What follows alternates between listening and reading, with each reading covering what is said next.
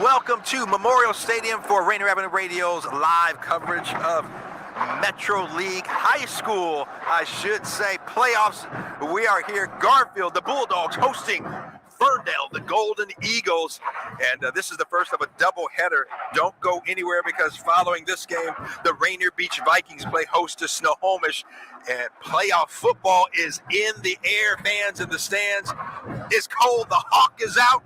We are here, and let me tell you, you got to be layered in this kind of weather. I have learned, man, I've got tights on. I've got T-shirt, tights on the shirt, then well, you know, the tights material shirt, I don't know what you call it, then the turtleneck, gloves. Come on, we're gonna be ready. You know, when your ancestors are from a warm climate, this cold climate don't work too well. So anyway, with that said, Garfield Bulldogs hosting the 7-2 Ferndale Golden Eagles. The Golden Eagles, a winner last week over Monroe by a score of 29-27, so a close game there. And the Bulldogs finished the season 5-3, and I think surprised a lot of people, but certainly not Coach Reggie Witherspoon. He mentioned to us this past spring, he said, I'm excited for the 2021 season because we have some players, and that they do. They have some guys that can make it happen, and most notably, number one, well, I should say there are several, I would say, but most notably number 6, forgive me, Jacoby Cochran, who at receiver, defensive back, was our player of the week several weeks ago, and a guy who, tell you what, regardless of if he's on the offensive side of the ball or the defensive side of the ball, he can make it happen as a return man as well. So he is a guy that can get it done. And please keep an eye on him. Also, make sure you can tune in and see the stream of both games here. Just go to Rainier Avenue Radio, and you will see us on YouTube, Facebook, or Twitch. So go to Rainier Avenue Radio's page on any of those platforms, and you will see the stream of the game as well as our call of the game right here at Memorial Stadium. So again, we are about to kick it off. Ferndale won the toss. They deferred, so they will kick. Garfield in their all-purple uniforms, and I love it. Let me tell you, that is my favorite cover. But, you know, of course, I am a Husky, so that should be no surprise. The purple helmets, jerseys, and pants, and Ferndale in their kind of bright gold helmets, white jerseys, and their blue pants. Ferndale made the trip over here, long trip over, and Garfield is hoping that it will be a long bus ride home. So they want to obviously get a win here and advance. Again, Ferndale 7-2, and some big wins in the season. They started off the season with a big win over Monroe, 55-35, and they actually won their first 4 games, and then met Marysville Pilchuck, and they met a hammering rod there, and they lost that game 49-15, then won their next 3 games only to lose and I said earlier that they beat Monroe. Forgive me, they lost to Monroe in their last game, 29-27, and so they come into the playoffs off of a loss, unfortunately, or fortunately for the Bulldogs.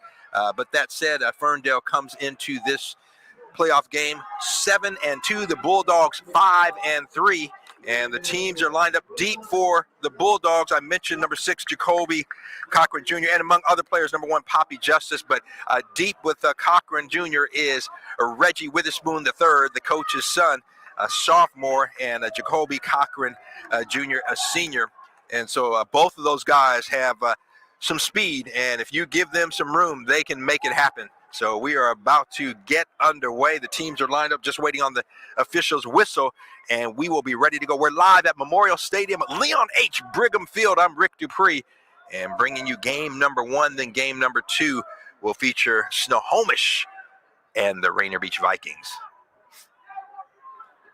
You can hear the fans in the background. We are just behind the Garfield band, so you will hear the band and the drum line jamming here throughout the game. And the kick, it's a short kick, and it's going to go out of bounds right at about the 15. And so I believe, if I'm not mistaken, that means the Bulldogs will have the ball out on the 35-yard line. And so it will be 1st and 10 for Garfield.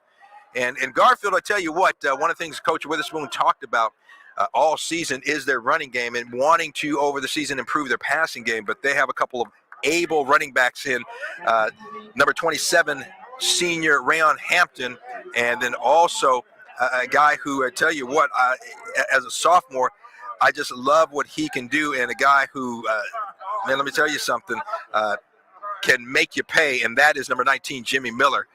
Right now, Rion Hampton, I believe, in the backfield there, and E.J. Camignon, the quarterback. He's got 2 receivers to his right, 2 to his left, and the Bulldogs about ready to get it going here. This will be the first play from scrimmage. Bulldogs 1st and 10 on their own 35-yard line. Camignon hands off to Rion Hampton. Hampton across the line of scrimmage and brought down, short gain of about maybe 2, maybe 3 yards. He was brought down by number 65. That is a Jake Mason. Mason with the tackle. Bulldogs no huddle. Camignon, again, 2 receivers to his right, 2 to his left. And Hampton in the backfield with him. Camignon calling the signals, looking to his left. He's got a receiver open. He hits Jacoby Cochran Jr., breaks one tackle, makes a move on another. He's across midfield. He's got some room. He's across the 30, the 25, the 20, the 15, the 10, the 5. Oh, brought down at about the 1 yard of Jacoby Cochran Jr., electrifying the crowd here early, and a big gainer down to about the 1 yard line. Oh, watch out. The Bulldogs are in the house.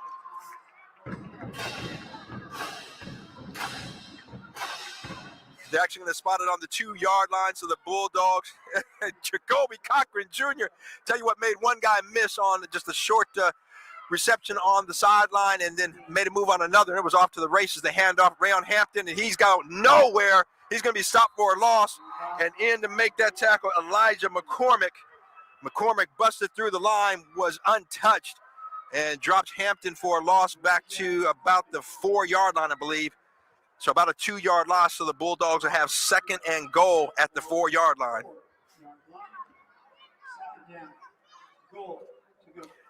I tell you what, I don't know if I can handle too many more big plays like that. I'm going to lose my voice. And want to say hello to John Yasutaki, my partner in crime, is dealing with some back issues, and trust me, I know how that is. He called me this morning. I said, dude, stay home, get healthy. And so we wish him well. Right now, the Bulldogs, and a pre-snap whistle flag, and it looks like it's going to be a delay of game, and that is a costly penalty. You cannot afford that in a situation like this. You got to get the play in, get it out, and get on the line of scrimmage and get the play going. So now that'll be 2nd and goal at the 9 yard line for the Bulldogs. Costly penalty. Puts the ball at the 9 yard line. Again, if you're just tuning in, you're listening to Rainier Avenue Radio's coverage of Metro League playoff football. Garfield and Ferndale, the Bulldogs striking, or trying to strike, I should say, the handoff. And that is Jimmy Miller. He bounces outside. Touchdown, Jimmy Miller. Oh, makes a play. There's a flag down at the goal line, so hold on to that. But Jimmy Miller kind of bounced off a tackler at the line of scrimmage and took it outside. But it's going to come back, a holding call on the Bulldogs. So a couple of costly penalties. The Bulldogs were down at the 1 yard line, or 2 yard line, I should say, with the 1st and goal. A loss on the 1st down run to the 4 yard line, then a delay of game penalty, and now the holding call. And so they're all the way back. Now, keep in mind, the holding call is from the spot of the foul. And so only a 2 yard loss, if you will, on that from the 9 to the 11 yard line, because the hold took place at the 1 yard line. And again, a costly penalty because Jimmy Miller was in the end zone. So 2nd and goal at the 11 yard line. Camignon, he's got his receiver. That's Raleigh Canali. Catches it and stretches it across. Touchdown, Bulldogs. Canali stretched the ball out and crossed the plane. Oh, the big guy, Raleigh Canali, takes it in. And the Bulldogs strike first with 9:30 left to go in the first quarter. Garfield 6, Ferndale 0.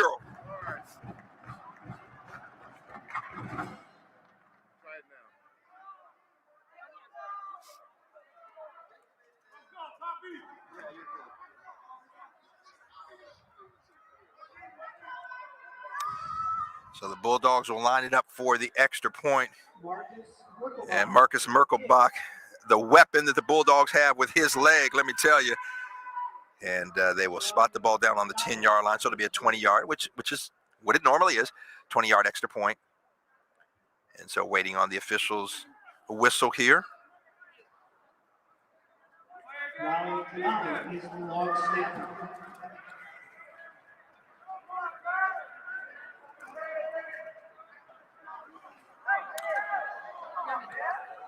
So the long trip over for the Golden Eagles. And welcome to Seattle, welcome to Memorial Stadium, and welcome to the speed of the Garfield Bulldogs. And the Bulldogs lining it up here for the extra point. And the official counting the players on both sides and making sure that there are enough players. Snap is good, the kick is up, and it is good.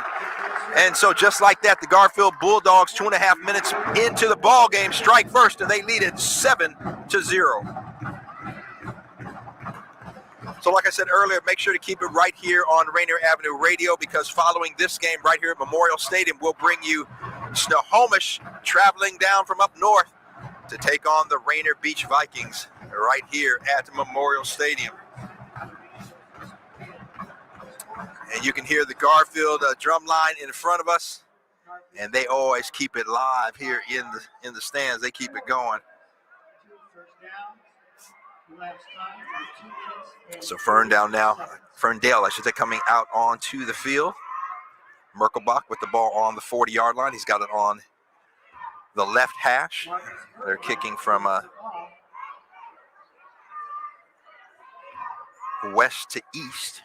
Again, remember, Memorial Stadium is set up east to west. Although you always hear people say, the runner can't, let's run north and south, meaning, get upfield. But because most football fields theoretically are north-south. But with that said, Memorial Stadium is situated east and west. And the Space Needle looking right at us. So I guess that would mean the Space Needle is south of us. And we are facing south. Merkelbach, the whistle blows, walking over. He's at the 30-yard line, about 10 yards behind the ball. And the kick is up, and it's going to go into the end zone, which is customary for Marcus Merkelbach.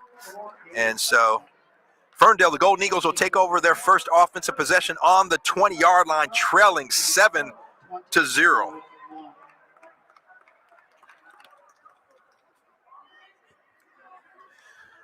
So I am told by our intern, Jeremy Beckwith, that Ferndale's got a running back that is one of note. And so we will keep an eye. Quarterback for Ferndale is number 13, Mark Schlichting.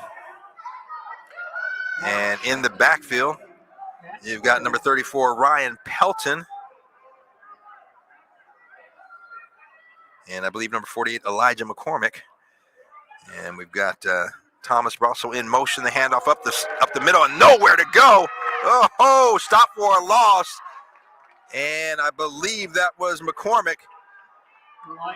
Yeah, McCormick nowhere to go. McCormick, a 5'9", 205-pound senior. He is the man for the Golden Eagles, but he goes nowhere. Loss of 2 on the play, so 2nd and 12 for the Golden Eagles. The Bulldogs have come to play.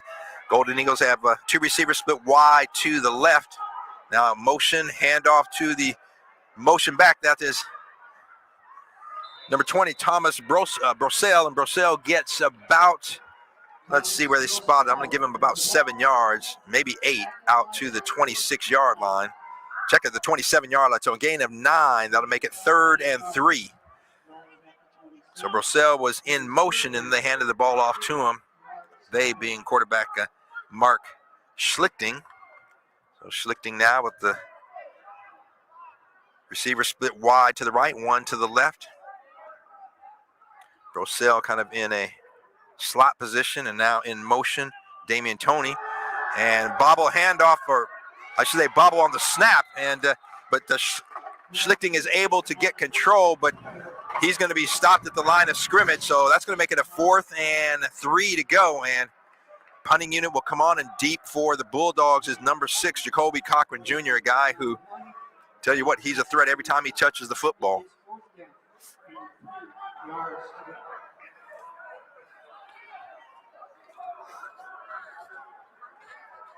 So 7:42 left to go. The clock is ticking. That was a run, so no stoppage of the clock on that one. Sun is coming out. It's a beautiful day here in Seattle. Cool but sunny. And I think we're going to get a delay of game. It looks like so that's going to back it up 5 yards. I believe Ferndale did not. Yep, that's the call. Ferndale did not get the snap off before the play clock went off. So 7:25 left to play here in the first quarter.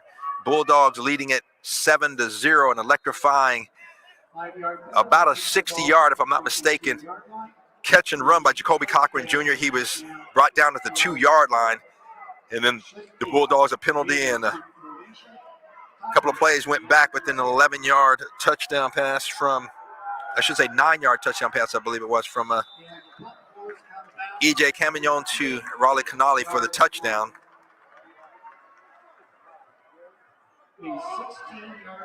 So a very short punt, a high punt up and down, and the Bulldogs are going to have the ball at the 38-yard line. So great field position as they get their second possession, leading it 7-0. I'm Rick Dupree. You're listening to Rainier Avenue Radio's coverage of Metro League playoff football. I'm here. Daniel B. is here. Lourdes Prim on the camera. Jeremy Beckwith here as well. Tony B. The Rainier Avenue Radio team. We are in the house. And the Bulldogs taking over 1st and 10 on their own 38-yard line. 7 minutes left to go. And the handoff, Rion Hampton trying to get outside. And he's not going to make it. Good pursuit there by several players. Among them, number 20, Thomas Brosel. And so that's going to be no gain. It'll be 2nd and 10 for the Bulldogs at the Ferndale 38-yard line, leading at 7-0.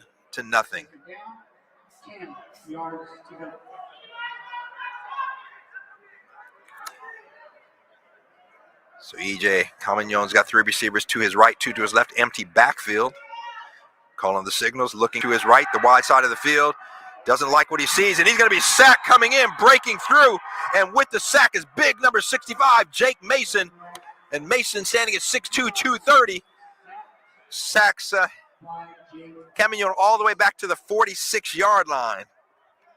So it's going to be 3rd and a long way to go. 3rd and about 18, 19 to go. 18 yards to go. Yeah, actually, it's 3rd and 19. The PA announcer said 18, but the ball's on the 46, and they got to get down to the 28, 27. Well, if it's the 28, then it is 18 yards. All right, shows you what I know. Camignon's snap is on the ground. He picks it up. He's got a lot of time looking for a receiver. He's going over the middle, and it's going to be picked off. And hold on. The referee says, okay, it was an interception, but then the Ferndale player stepped out of bounds. So Camignon trying to make something happen. And the interception, and the Ferndale defender is going to be out of bounds at about the 32-yard line. So the Golden Eagles will take over on the turnover, 1st and 10 on the 32-yard line.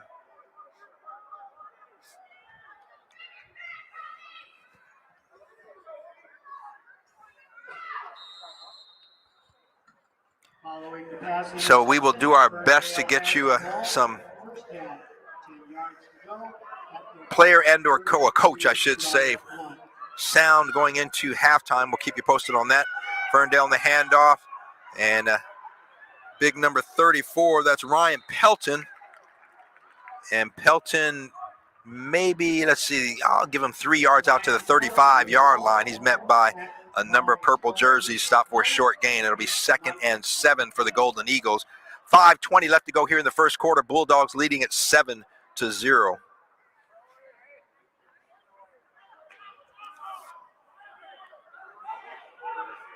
Again, we are live at Memorial Stadium. Keep it right here because Rainier Beach hosting Snohomish following this game. And looking for the pass, a receiver over the middle. He's open. Oh, it just overthrown. I tell you what, Mark Schlichting was looking for Thomas Brosell. Brosell kind of a slot back, running back, and he was pretty much step for step with Jacoby Cochran Jr. Jacoby Cochran, was just behind him. The ball was well thrown, and really the only place Schlichting could throw it, but it was just a little bit past the outstretched arms of Brosell, so it falls incomplete. That'll make it 3rd and 7.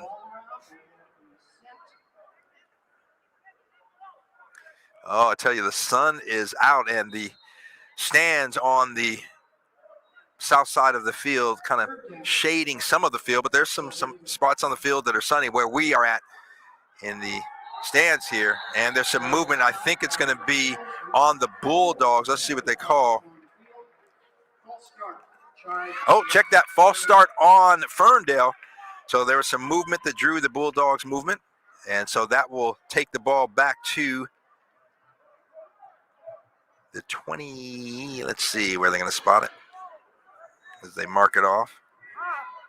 I believe they'll take it back to maybe the 30, so that'll make it 3rd and 12.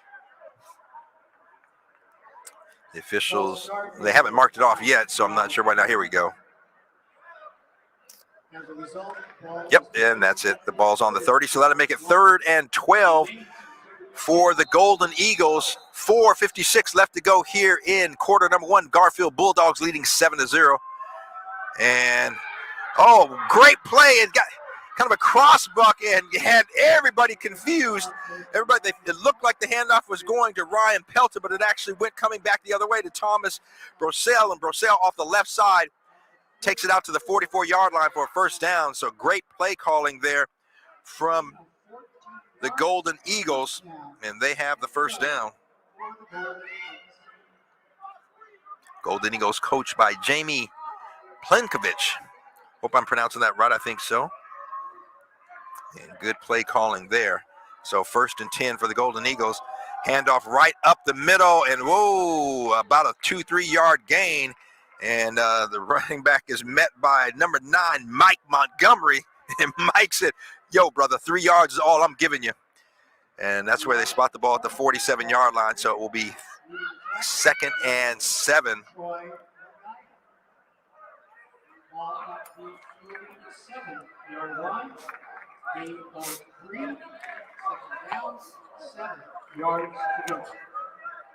the Golden Eagles with the receiver split, one wide to the right, one to the left. Now in motion, coming back, Damian Toney. Now 2 receivers to the right. Handoff going back to the left side. He's wide open. He's got some room, and it's going to be a big gain. That was Rion Hampton, and it looked like no flag. The Ferndale, actually there is a flag down. Ferndale sideline was saying face mask, and I think they're right. So on the tackle, inadvertent. And keep in mind, it'll be interesting because to a certain degree, it could be a judgment call. I believe, if I'm not mistaken, if you grab the face mask and let it go, it's a 5 yard, but if you hold on to it, it's a longer. So it is a face mask. Let's see, and they're marking off, 5 yards after the tackle. So that's exactly what happened. The Garfield defender, inadvertently got the hand on the face mask, and again, did not continue to hold on. So 5 yard penalty. So it was a first down anyway, but with the penalty now, Ferndale has the ball at the Bulldogs' 37-yard line. 3:30 left to go here in quarter number 1. So Ferndale putting together a fine offensive drive, keeping the ball on the ground and really running some kind of cross-buck action or misdirection, if you will, opening up to one side and then handing off to the other, right up the middle, and that looked like Elijah McCormick, and he had nowhere to go. He's met at the line of scrimmage, no gain. Again, want to remind you, you can check out the stream of the game here on our being Rainier Avenue Radio streaming platforms. Go to Facebook, YouTube, or Twitch, and then go to the Rainier Avenue Radio page, and you can see the game. If you are just listening to it now, but you want to see the action, you can do that. Ferndale now 2nd and about 9. Gave him a yard on that. Handoff is to Brosell, and Brosell picking up a few yards there. He's going to be brought down by number 11, Yamani Howe. And Brosell, they've run that play a few times, but Brosell kind of in a slot position, and then comes in motion and the handoff to him. And he's going to take it down to the 33-yard line. So that's going to make it 3rd and 6 to go for the Golden Eagles on the Bulldogs' 33-yard line. So fans starting to fill in the stands here. 2 minutes left to go in quarter number 1. Handoff and then the and nowhere to go. So if you're watching it, you saw what happened. If you're listening, the handoff went to Rion Pelton, and then he handed it off to Thomas Brosell. Bulldogs not fooled at all, and actually a loss on the play back to the 36-yard line. So a 3-yard loss. That's going to make it 4th and 9 to go. And obviously in this, where Ferndale is, no doubt they will go for it. They're on the Bulldog 36-yard line. And they do. 2 receivers split wide to the right. Schlichting in the gun. He's got one running back, and that is Rion Pelton. He passes it over to Pelton, but Yamani Howell is there. So Pelton got the pass and had some room out there, but Yamani Howell was having none of it and brought him down for about a 3-4 yard gain. So the Bulldogs will take over on downs at the 31-yard line. 1:15 left to play here in the first quarter. It's been a fast-played first quarter. Very few penalties, very few mistakes, and the Bulldogs lead it 7-0. And at the 9:30 mark, E.J. Camignon found Raleigh Canale for an 11-yard touchdown. I think I said 9 yards earlier, but it actually was 11 yards. All right, Rick, we're going to take it to our reporter, Jeremy. My name is Jeremy Beckwith. I'm here with Rainier Avenue Radio, and I'm here with Adriana Hill, the cheer coach. Diamond Dorsey, a cheer captain. Samaya Allen, cheer captain. Nice to meet you all. You guys have made it to the playoffs, and I'm surely you guys are proud of making it this far. What energy do you guys need to bring in order for you guys to get the win? We need to bring a lot of energy, and the biggest thing that we need to bring is teamwork. You can't do anything by yourself, so as long as you utilize your team and work well with your team, you guys can win. I think the biggest thing we can do is just make sure we're supporting our dogs, being loud and keeping their spirits up. Yeah, same as Diamond. I feel like we can call good cheers, crowd cheers, defense, offense, anything to support them. That sounds great. I'm here at Rainier Avenue Radio. My name is Jeremy Beckwith. Back to you, Rick. All right, thank you, Jeremy. Jeremy with some of the Bulldog cheer squad, and while we were away, a 1 yard gain on the first down for the Bulldogs. So they have 2nd and 9, balls at the 32-yard line.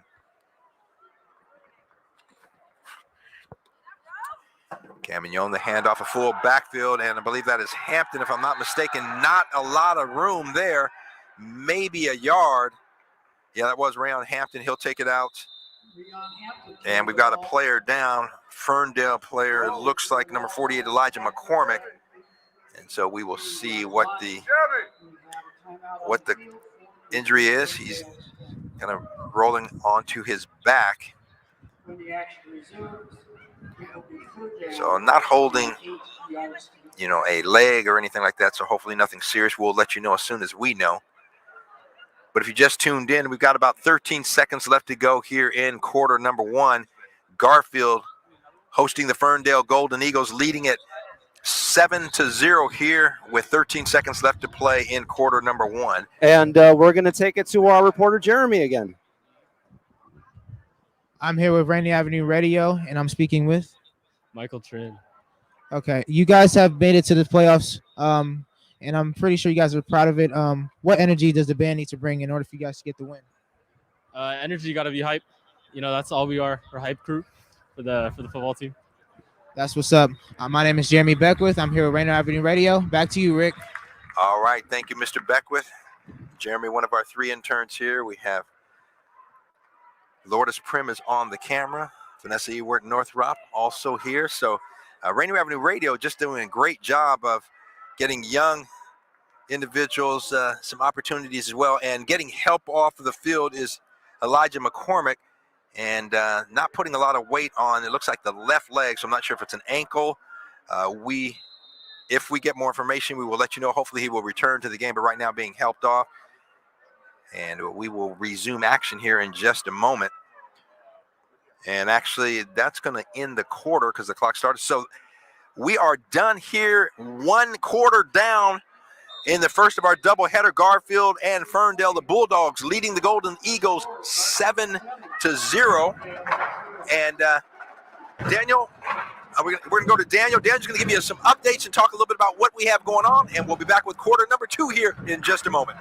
As you've been following in the bottom of the screen with the ticking of the ticker on the bottom, we've been following all the other district playoff games, and currently in action, Mount Spokane and Gig Harbor in an 11-22 matchup.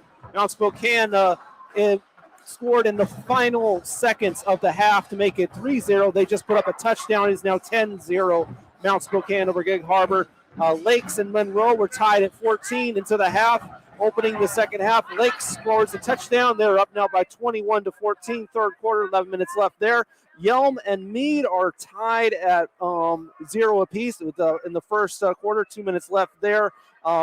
In a number 3 Yelm not being able to pull away from Meade early on. And Kennewick is up over Timberline by 1 touchdown, 7-0 early in the second quarter. 10 minutes left there. All right, thank you, Daniel. Quarter number 2 about ready to get underway here. Bulldogs leading Ferndale 7-0. 3rd and 8 for Garfield on their own 33-yard line. And I tell you, the sun, as quickly as it shown its face, it has gone away. And looking for the screen, and Camignon wisely just throw it. And they're going to call a grounding, which is not a good call. He had a receiver there. Now, he was getting rid of it, but he had a receiver in the area. And bad call by the official. And Camignon made a great decision. They were setting up the screen. The Golden Eagles read it, so he looked up from his left to his right, had a receiver right there. That receiver, Raleigh Canale, was well guarded. And so Camignon just threw it in his direction, but to the ground, and they're going to call grounding. That's loss of down and the penalty. So it will be 4th down. Ball goes back to the 20-yard line.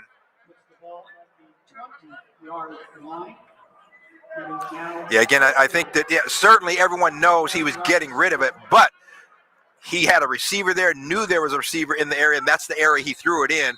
And you got to reward a kid for making a smart play like that. And instead, unfortunately, the referee, throws the flag.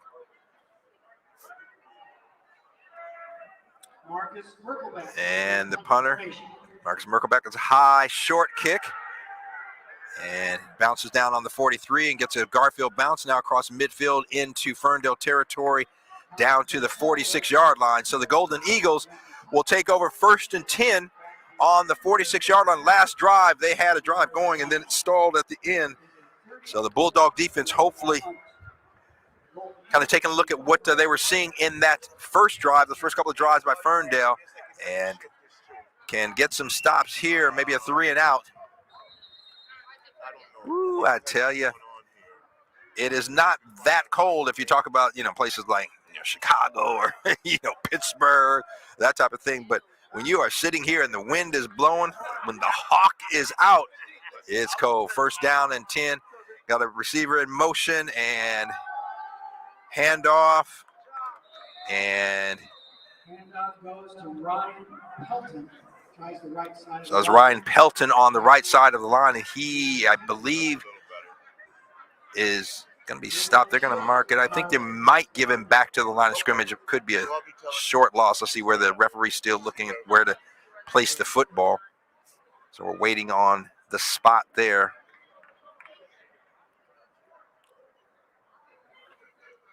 Okay, he's marking some 5 yards off, so there's a penalty. And Ball at the 41-yard line.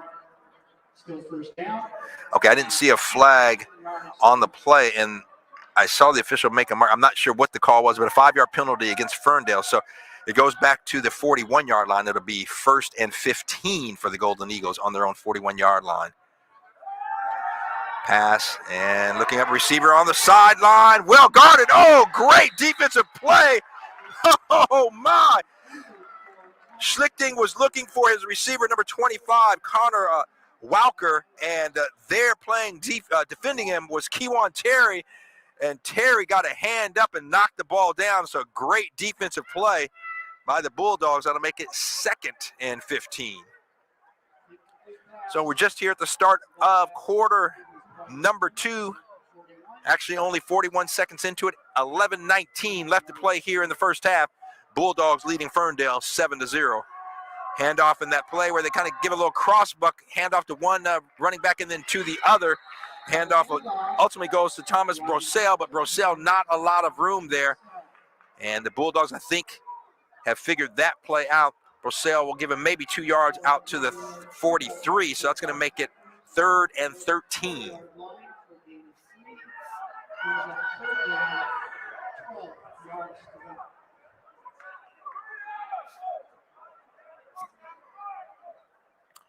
Ferndale, one of the few teams that you see in prep football that huddling up and not calling the plays from the line of scrimmage. They have receiver in motion. Fake the handoff, looking, got a flag down, the pass. I think we're going to have a holding call, but it's an interception, and that is Kewan Terry. Kewan Terry's got some room, running from his right to his left now, trying to outrun the defenders. He's going to be brought down, still on his feet, and finally brought down at about the 45. And I think we're going to have a holding call, which obviously the Bulldogs will decline. Let's see what the call is, but Kewan Terry with the 2 back-to-back plays, one knocking the pass down, and they threw it in his area again. He said, you know what, you're going to put it up where I can take it. I'm intercepting it, which he did. And yeah, holding call. Oh, check it. Holding call on the Bulldogs and a holding call on Ferndale, so it's offsetting.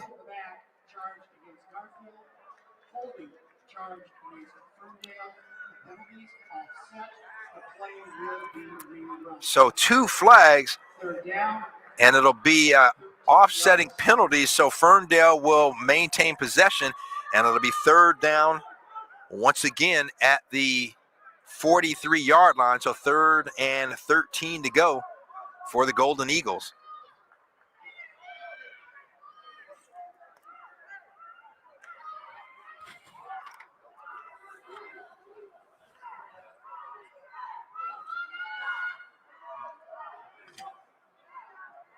Quarterback Mark Schlichting gets it, looking to his left. He's got a receiver again, overthrows him, and it will go out of bounds. He was looking once again for Connor Walker.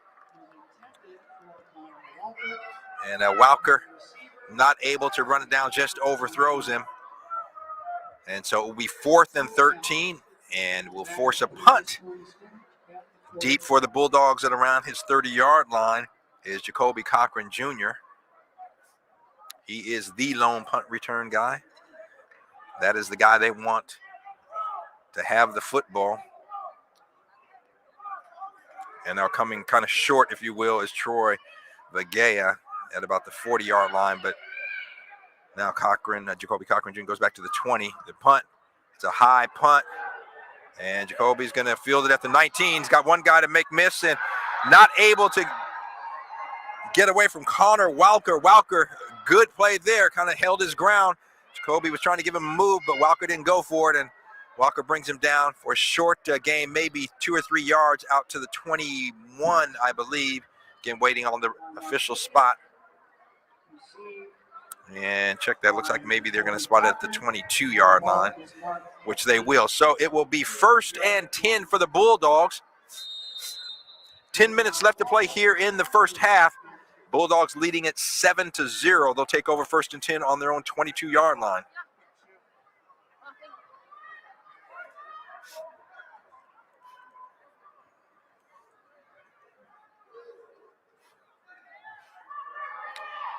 Receiver in motion, the pitch out to Rion Hampton. Cuts it up, and from the backside pursuit. Good job, and that was, I believe that was the quarterback, Mark Schlichting. Tackled by number 43. Check that. That was number 43, which we don't have a 43 on the roster. At the 27-yard line. Gain of 5. But a gain of 5 on the play. So number 43 with the stop. If you're listening or watching and know who number 43 is for Ferndale, message us, let us know. I want to call the young man's name out, but I don't have it on the roster. Apologize for that. But the number 43 coming from the backside and making the stop. I thought it was 43, but then I didn't see a 43 on the roster. And I looked up and saw quarterback Mark Schlichting, so I thought it might have been him, but I was incorrect. It, in fact, is number 43.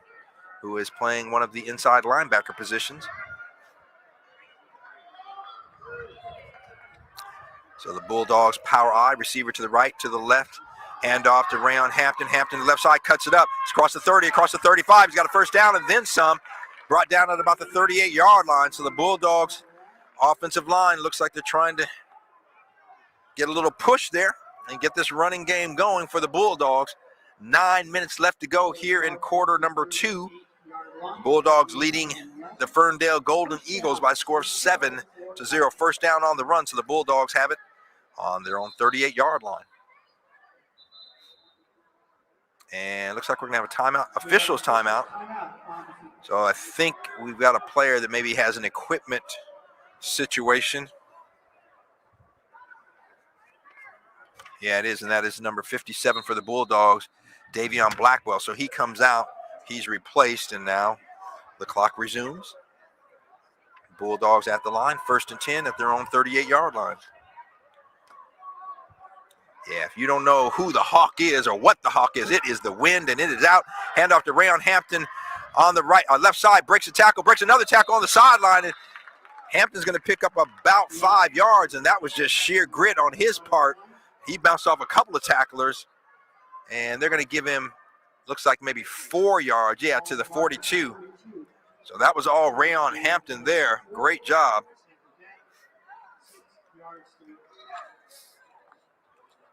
So the Bulldogs now, they've got to get out of the huddle. 20 on the play clock.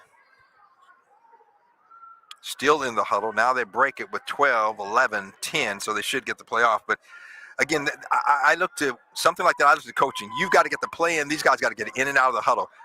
The handoff, and Jimmy Miller breaks it out to the right side.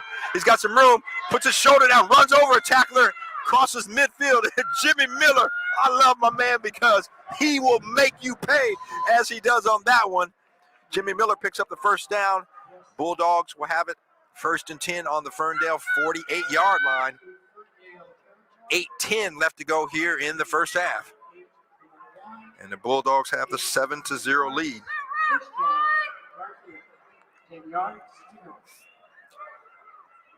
All right, 13 on the play clock to get out of the huddle.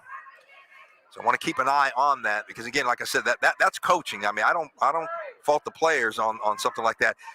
EJ Camignon's got 2 receivers to his right, 2 to his left. The handoff right up the middle, and that is number 8, Denali Dukes. And Dukes takes it across the 45 to about the 44. So we're going to pick up of about 4 yards and make it 2nd and 6.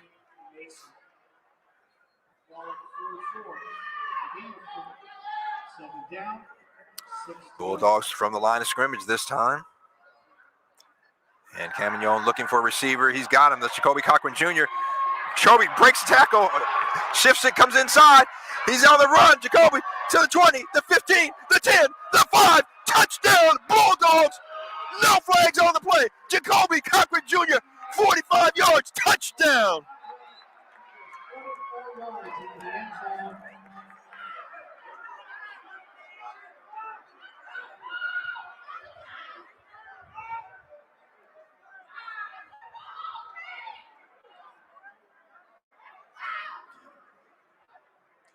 So Jacoby got it on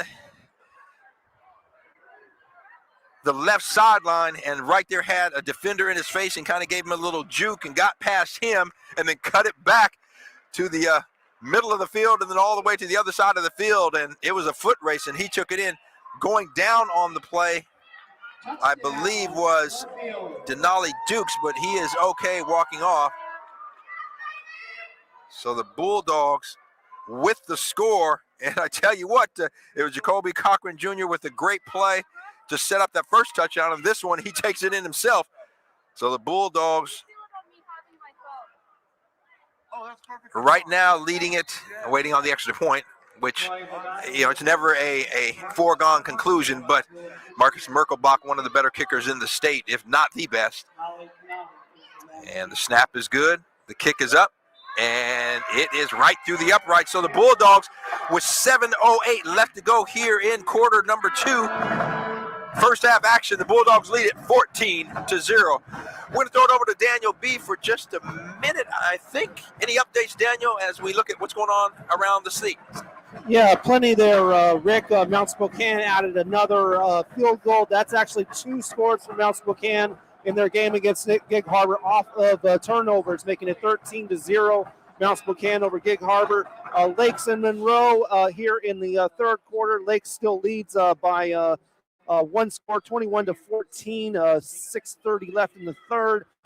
Meade has taken a 1-point lead over number 3 Yelm, 7-6. Yelm went for 2 and did not connect. That is why they're trailing by 1.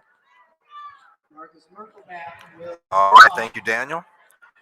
And the Bulldogs, again, I mentioned in the pregame a little mention of players. Jacoby Cochran Jr. is a guy to keep an eye on, and he set up the first touchdown with about a 60-yard catch and run. And just now, with 7:08 left to go in the first half, a catch and run of about 45 yards, and the Bulldogs, just like that, leading at 14-0 over the Ferndale Golden Eagles. And the kick, it's high, and it's going to go, that's going to be fielded. And a bad play by the receiver there, and he knows it. Oh, I tell you what, Thomas Brissell kind of looking up in the air, realizing what he did. He went to catch the ball, was going out of bounds, and he wasn't able to stay in bounds, so he's going to go out of bounds at about the 7-yard line. If he would have let it go out of bounds, they would have had it at the 35.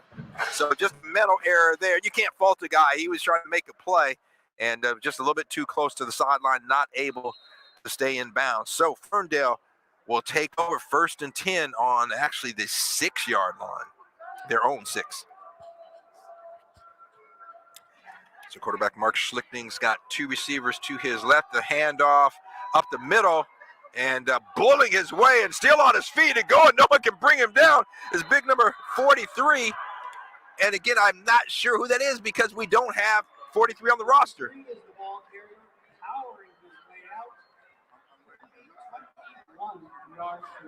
So a 21-yard pickup. And again, I was trying to hear the PA announcer to see if he had the name of the player. Again, if you are a Ferndale fan and listening or watching and know who number 43 is, let us know, and I will make sure to acknowledge that young man. Handoff up the middle again, number 43, and he's going to be met at the line of scrimmage. Not a lot of room. And we're getting J.J. Nowak on 43. J.J. Nowak. J.J. Nowak. All right. Thank you to Hayden and Austin for that. So J.J. Nowak, no gain on that carry. So it'll be 2nd and 10. We've got a timeout on the field. We got a Garfield player down.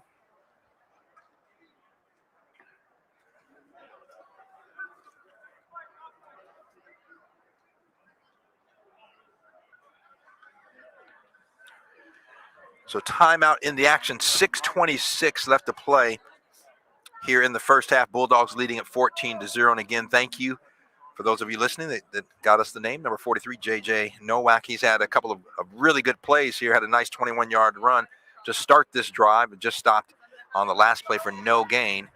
And Garfield player that was down, that was number 7, Troy Vagea, and he is okay walking off under his own power, so he likely will return.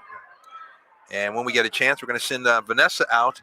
And actually, are we throwing it to Vanessa now? We will throw it to her. Vanessa, what do you got for us? Hello, Rainier Avenue Radio. My name is Vanessa. You might have seen me yesterday. I am here at the sidelines of Memorial Stadium, and I'm going to tell you a little bit about Ferndale High School. Ferndale High School is the only school in Ferndale, Washington, and was founded in 1936. A long time ago. That means this school has a really strong foundation. They're doing a great job. The school is 10 miles from the U.S.-Canadian border. That means that they came a long ways to be here and play with us, and we should really give them our greatest appreciation. They are home to 1,470 students, 70 of which are a part of the Golden Eagles tonight. In addition to their stellar athletics, their Performing Arts Center is currently putting on a production of Disney's Beauty and the Beast in the Performing Arts Center and make it their mission to spread information about Native students in higher education. Their mission statement is to educate each student to develop the knowledge, skills, and character necessary to lead a self-reliant and socially responsible life. What a fantastic school we have with us today. Give it up for Ferndale High School. All right, Vanessa, thank you for that. I learned a lot there. Appreciate it. And while Vanessa was giving us that update and telling us a little bit about Ferndale, had a big gain by number 20, Thomas Brosell, and J.J. Nowak just took it across midfield. And so the Golden Eagles now 1st and 10 on the Bulldog 48-yard line. Check that 47-yard line and driving 5:25 left to go. And the handoff, that's Nowak again, and he is down across the 45 and brought down and helped up by Garfield player. You like to see that. So Garfield player was Troy Bagea, made the tackle and then helped Nowak up, and they kind of tapped each other on the shoulder. You like to see that sportsmanship. A 4-yard pickup down to the 43-yard line. That's going to make it 2nd and 6 for the Golden Eagles. And Vanessa doing a nice job there, letting us know a little bit about Ferndale. And the handoff up the middle, and I believe that is Ryan Pelton. And Pelton maybe a yard or two down to the 41-yard line. We'll give him a couple of yards, so that's going to make it 3rd and 4 to go for the Golden Eagles. Yeah, Ferndale, long trip down. That's, a couple 2.5-hour drive. And you want to have some success. You don't want that to be a long drive back. Obviously, the Bulldogs want that to be a long drive back. And so we are here. 3rd down to go. Getting a little moisture here on the side where we are. Sneaking through, I should say. Kind of the crossbuck action again and coming in motion, and that is Brosell, and Brosell's going to have a 1st down and then some across the 35 down to about the 32-yard line. So Ferndale establishing a drive here, sustaining something, trying to get on the board, trailing 14-0, and this would be a shot in the arm to go into the locker room. They need to get something going, get some points on the board. For the Bulldogs, obviously you want to get a stop here. So 1st and 10, ball's at the 32-yard line of the Bulldogs for the Golden Eagles. And handoff straight up the middle. That's a big guy, Nowak. Nowak's got some room, still on his feet, still rumbling, tumbling inside the 20 to about the 18. And another 1st down, J.J. Nowak. Oh, I tell you what. He is making some of the tacklers pay, and the Bulldogs want to talk about it. They call timeout. So 3:49 left to go in the first half. Bulldogs leading 14-0, but the Golden Eagles on the move, and they have the ball on the Bulldogs 18-yard line. 1st and 10, timeout in the action. Ferndale Golden Eagles made the trip down from way up north, close to the Canadian border. And they're here to take on the Bulldogs. Right now trailing 14-0. 3:49 left to go in the first half. Let's listen to the Garfield band. Or I should say the Garfield drum line. Check them out. Oh, and just as I give them the bill, they stop on me. But you've heard them in the background all afternoon, and you will continue to do so. They hype it up and keep it going, that's for sure.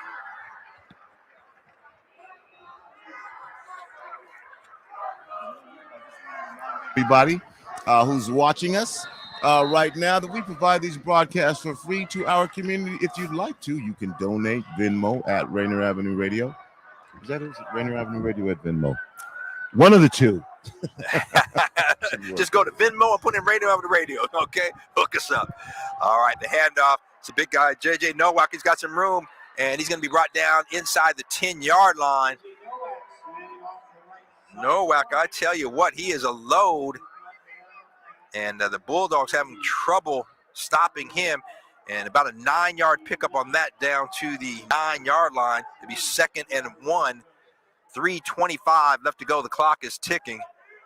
Bulldogs obviously wanting to get a stop, and Ferndale saying, we got to punch it in. So Mark Schlichting under center, and he's just going to try to get it himself, and I believe he's got a first down and then some down to about the 5. Yep, that's where I'm waiting on the spot, but actually, official steps it back to I'm waiting on him to put the ball down. And again, if you're watching on YouTube, Facebook, or Twitch, you see it, the ball's on the 6-yard line. So first and goal for the Golden Eagles on the Bulldogs 6-yard line, 2:50 left to go. And the Bulldogs lead it, 2:50 left to go in the first half, I should say. Bulldogs lead it, and the handoff, and a big hit, and let's see, I don't know, and the ball's out, and the Bulldogs have it. Oh, the Bulldogs come up with a big play to stop the scoring opportunity. And that's what Coach Reggie Witherspoon was looking for from his defense, and they delivered. So it was a big hit, and the ball came out, and the Bulldogs pounced on it. So 2:42 left to go in the first half, and the Bulldogs, a big, big turnover to keep the Ferndale Golden Eagles out of the end zone. And let's go back to Vanessa and see what she has to say here as she is live in the stands. Vanessa? No, we're not. All right, we're going to keep it right here in the action. We will go on the field here. So we've got a first down for the Bulldogs at the 4-yard line. A big, big play. E.J. Camignon in the gun. He is in the end zone. Jacoby Cochran Jr. gets the little tip, cuts it up the middle, and Jacoby Cochran. Oh, he's going to go all the way. It's a foot race. And I don't know if they're going to catch him. Oh, Jacoby's running out of gas. Spins. Oh, now the ball's out. The Bulldogs on it. Oh, what a play. Jacoby Cochran Jr. is kicking himself. He ran out of gas and was run down, tried to spin and lost the ball. But he takes it from the 4-yard line all the way down to the Ferndale. Let's see where they spot. I think they spotted at the Ferndale 23-yard line. Oh, Jacoby Cochran Jr., he had it. He just didn't have the gas to get there.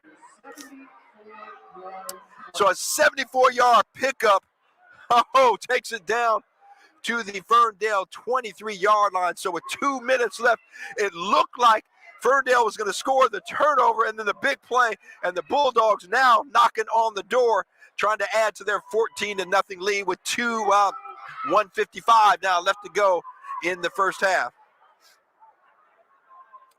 So E.J. Camignon's got 2 receivers to his right, 2 to his left as well. And the handoff to Rion Hampton. Hampton up the middle. Got some room, bounces it out, breaks the tackle. Now it's going to be brought down inside the 20 at about the 18, maybe the 17-yard line. We'll see where they spot it. 1:35. The clock is moving. Bulldogs, I believe, still have at least 1, I think 2 timeouts, to be honest. I only recall them calling 1. But Coach Reggie Witherspoon opting not to use them yet. So the Bulldogs, 2 receivers to the right, 2 to the left. Jacoby Cochran Jr., Reggie Witherspoon Jr. in motion. Now E.J. Camignon looking to his left, now to his right. He's scrambling, and there's going to be a hold, a couple of flags down, and Camignon brought down. Big hit by, I believe that was number 65, Jake Mason, bringing him down. So let's see what the call is. So Camignon was looking and just could not find anyone, started scrambling to his right, and then was brought down. So there's a flag on about the 23-yard line and likely to be a hold on the Bulldogs. Yep. And then there's a flag down near the end zone and a defensive hold, so that's going to be offsetting.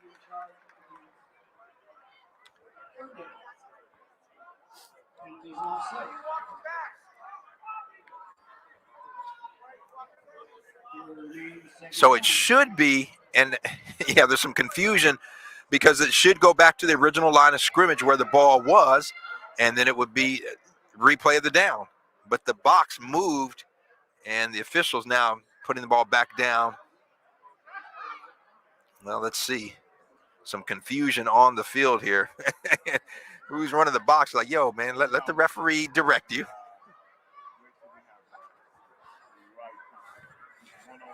Okay, so replay of the down with the offsetting penalties. 1:01 left to go in the first half here. And the Bulldogs second and about 3 yards to go.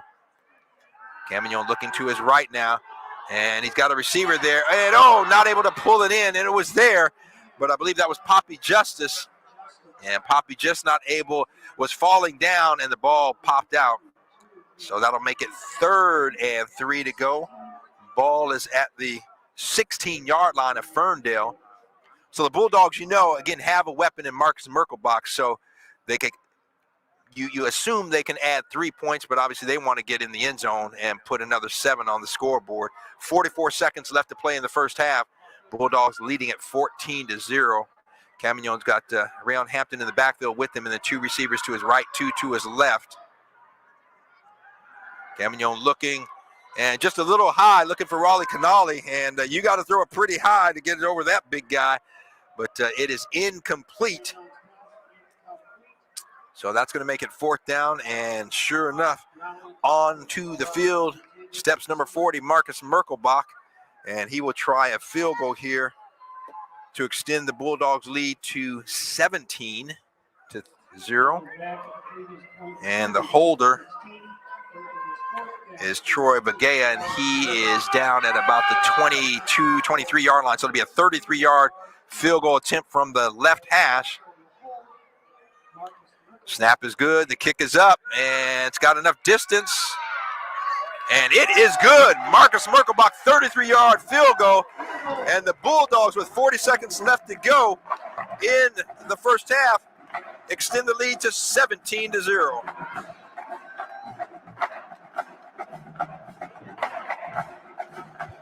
And actually, number 27 is Rion Hampton, not Rayon. Thanks to the Hampton. Thanks to the Hamptons themselves.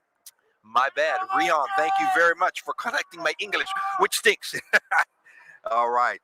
Rion Hampton and is one of 2 excellent running backs for the Bulldogs. 39 seconds left in the first half of play. He's now Garfield 17. So the Bulldogs now with 39 seconds left to go here in quarter number 2. They lead it by a score of 17-0. 5 plays,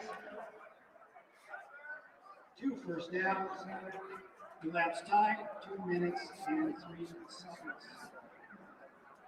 Kicking off. So Merkelbach waiting for the official's whistle, gets it.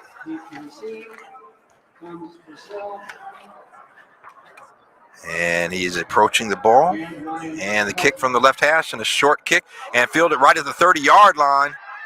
Caught in midair, and I believe that was Talon Bungard.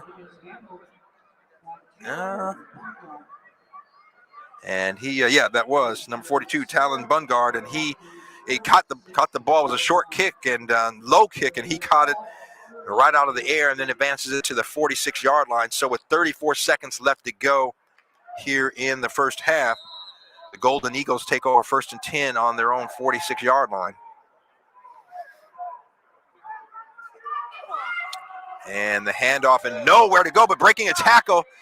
And I believe that is a Thomas Brosell trying to get the number. So it's kind of a double handoff play. What they do is the quarterback, Mark Schlichting, hands the ball off to Ryan Pelton, and then Pelton going one direction, and Pelton hands it off to Brosell coming the other direction. And the Golden Eagles had some success with that the first couple of times they ran it, but the Bulldogs have got their number.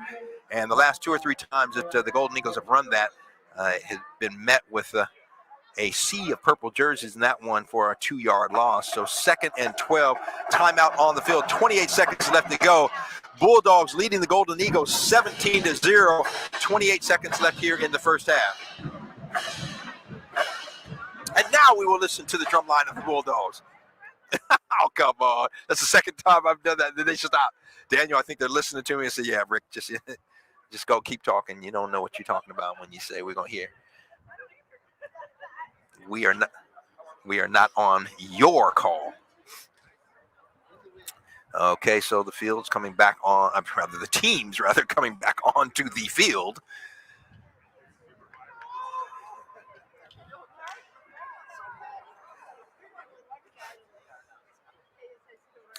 And it will be 2nd and 12 for Ferndale. Ball's on their own 44-yard line, so 6 yards shy of midfield. And split wide to the left is Connor Walker. He is the lone receiver split out for the Golden Eagles. And looking that way, and kind of the hitch and go, and the ball's up there, and just out of the outstretched arms, and Walker dove for it and just couldn't quite get it. And you saw that coming on the coverage there was Kewan Terry, and then the safeties coming over, including Poppy Justice and Jacoby Cochran Jr. Incomplete, so that's going to make it 3rd and 12. Ball's at the 46-yard line, 44, forgive me, the yard line. 22 seconds left to go. And the Golden Eagles trying to get something on the board here before they go into the locker room. Does not look likely, but don't count them out. Going back, and the pass coming out of the backfield, and that is Ryan Pelton. Pelton's got some room. The ball's out, and it's picked up by the Bulldogs. What a play. So Pelton, great play. Had a big pickup on the sideline, then a big hit, and the ball popped out and went right into the hands of the Bulldogs. I'm trying to see who that was. I believe it was Kewan Terry who made the hit. Nevertheless, the Bulldogs have it, so the defense coming up big once again and causing the turnover. So we've got 14 seconds left to play, and it is cold and wet out there. The wind is blowing. The Bulldogs have it 1st and 10, 14 seconds left to play on their own 31-yard line. The nose of the football touching the 31-yard line.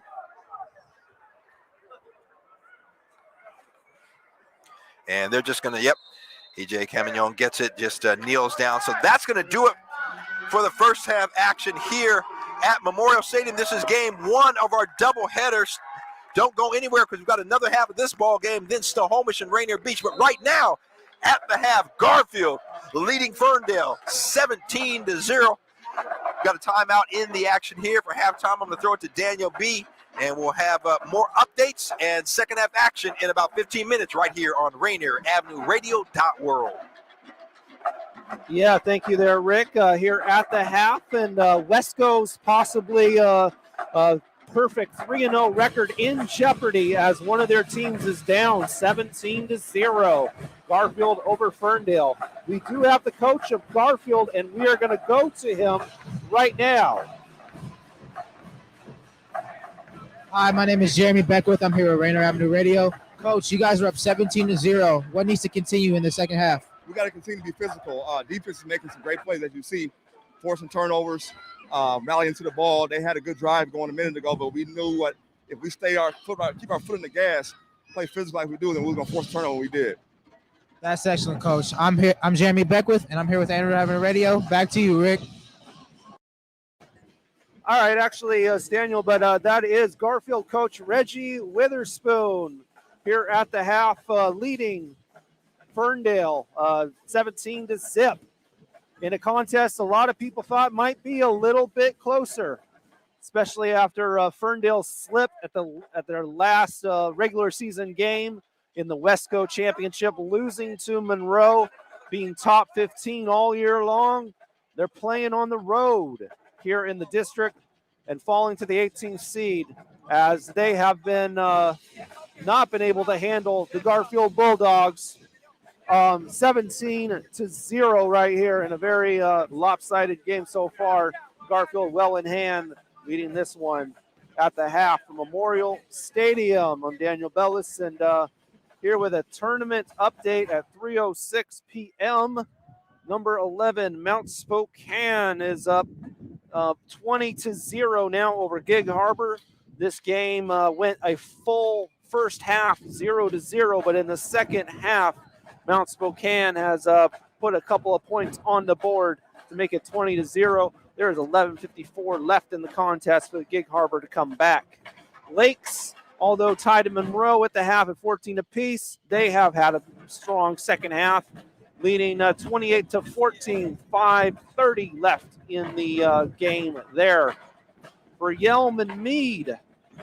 Although Yelm has had 2 touchdowns and attempted 2 extra points that were unsuccessful, they lead Meade 12-7, only up by 5 points. Second quarter, 1 minute left before the half, or less than, as they get almost a halftime right there.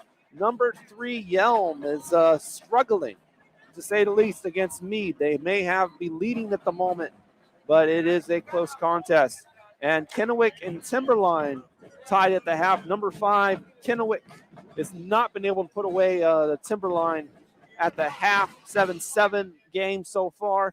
And interesting little Timberline actually had to do a play-in game. They tied with Central Kitsap. They did a special tiebreaker game, which was 12-minute halves, and Timberline won that one 21-14 earlier in the week for the opportunity to play against Kennewick. So Wesco so far, other than Ferndale's performance today, has been stellar, to say the least. Arlington with just a huge blowout of Auburn Mountain View, 35-0 right there. It also, in addition to that, Marysville-Pilchuck also took care of Metro's Bishop Blanchette, 62-28 to give Metro their 1 loss so far for districts. Metro finished 2-1 yesterday to start the districts, with Bishop Blanchette being their only loss. But the biggest upset, and this one being a huge plus for the Westco League, was an upset by number 26 seeded Stanwood over number 7 Lincoln, who could not stop Stanwood the entire game. And it came down to whoever had the ball last. Stanwood had the ball last. They cashed it in and they won 40-35, dropping the Pierce County League champion down 40-35. Lincoln will not be moving on to the state championship next week. And Westco's 3 teams from yesterday all moving on. We'll see what happens with Ferndale, the 4th Westco team to play so far, out of 7 Westco teams that actually make districts. In Metro League, like we said, they went 2-1. Bishop Blanchette ended up being blown out by Marysville-Pilchuck, but quite the opposite for O'Day and Eastside Catholic. O'Day defeating Auburn right here on Memorial Stadium on Rainier Avenue Radio, 48-8, not even close. And Eastside Catholic with a blowout of Juanita, just giving them a goose egg, sending the Kingco team of Juanita home. 42-0 right there was the final yesterday. Also, Kelso with a big upset over Auburn Riverside. That final was a 41-21 right there. In number 13, Auburn Riverside going home. And if Westco's performance has been impressive, the North Puget Sound League has been equally dismal. All 3 teams that they sent the districts played yesterday, and all 3 teams lost and will not be going to state. Auburn Mountain View was blown out by Arlington. Auburn Riverside was upset by Kelso, 41-21. And the 3rd team was Auburn, and they got blown out by O'Day. So just a dismal performance by the North Puget Sound League in 3A this year. All 3 teams going home. All 3 teams will not be going to state as it is. Right here on your community radio station, Rainier Avenue Radio, we invite you to stay live with us as following our contest of number 18 Ferndale, number 15 Garfield, we will be broadcasting the number 10 Rainier Beach, number 23 Snohomish. That goes down at 5 p.m. or depending on how this game concludes. If it goes overtime, then the game starts later. If this game finishes quickly, we'll start at 5 as scheduled with Rainier Beach and Snohomish at 5 p.m. And that being Metro's 15 to compete. Prep will be playing at the exact same time. We'll report scores as that game goes on as they take on number 12 Mountain View. That game also at 5 p.m. We'll report scores as we broadcast the Snohomish and Rainier Beach game as we continue to see how the districts are unfolding and who will be in the state next week. We'll be covering at least one game, possibly two.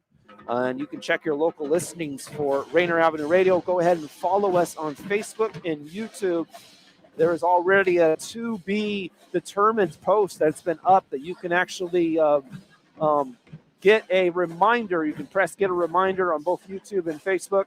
And as the changes teams are announced, you will already be notified and be ahead of the curve. As soon as the district panel and Brain Trust meet together to seed the state playoffs, we'll have those matchups set, and we'll tell you which one we're actually broadcasting. But if you want to get ahead of the game, go ahead and set a reminder on Facebook and YouTube for the state playoff round 1 game. More than likely, it'll be a Metro League team, as that is who we've been following throughout the season. That is our local league that we support with our relationship here at Rainier Avenue Radio, the Metro League, and all of our teams. And we'll see if Garfield will cash in their spot to state and join Eastside Catholic and O'Day as they lead at the half 17-0 here from Memorial Stadium, 3:13 p.m. This Tuesday, you can check out a special panel of how-to guide for men supporting women in the workplace. And you can be the change by listening in this Tuesday at 7 p.m., hosted by Mac McGregor of You Can Make a Difference on Rainier Avenue Radio. Check it out on Tuesday at 7 p.m. Panelists speaking live will be Vashta Sharma, who just started a new show on Rainier Avenue Radio, When You Meet a Leader. So interviews with local leaders and the qualities that made them that. You can check that out on Rainier Avenue Radio. Also on the panelists for a how-to guide for supporting women in the workplace, Cindy Bright, who hosts Heartbeat Radio on Rainier Avenue Radio. Also, S.J. Braun, an HR specialist and speaker. Check that out this Tuesday at 7 p.m.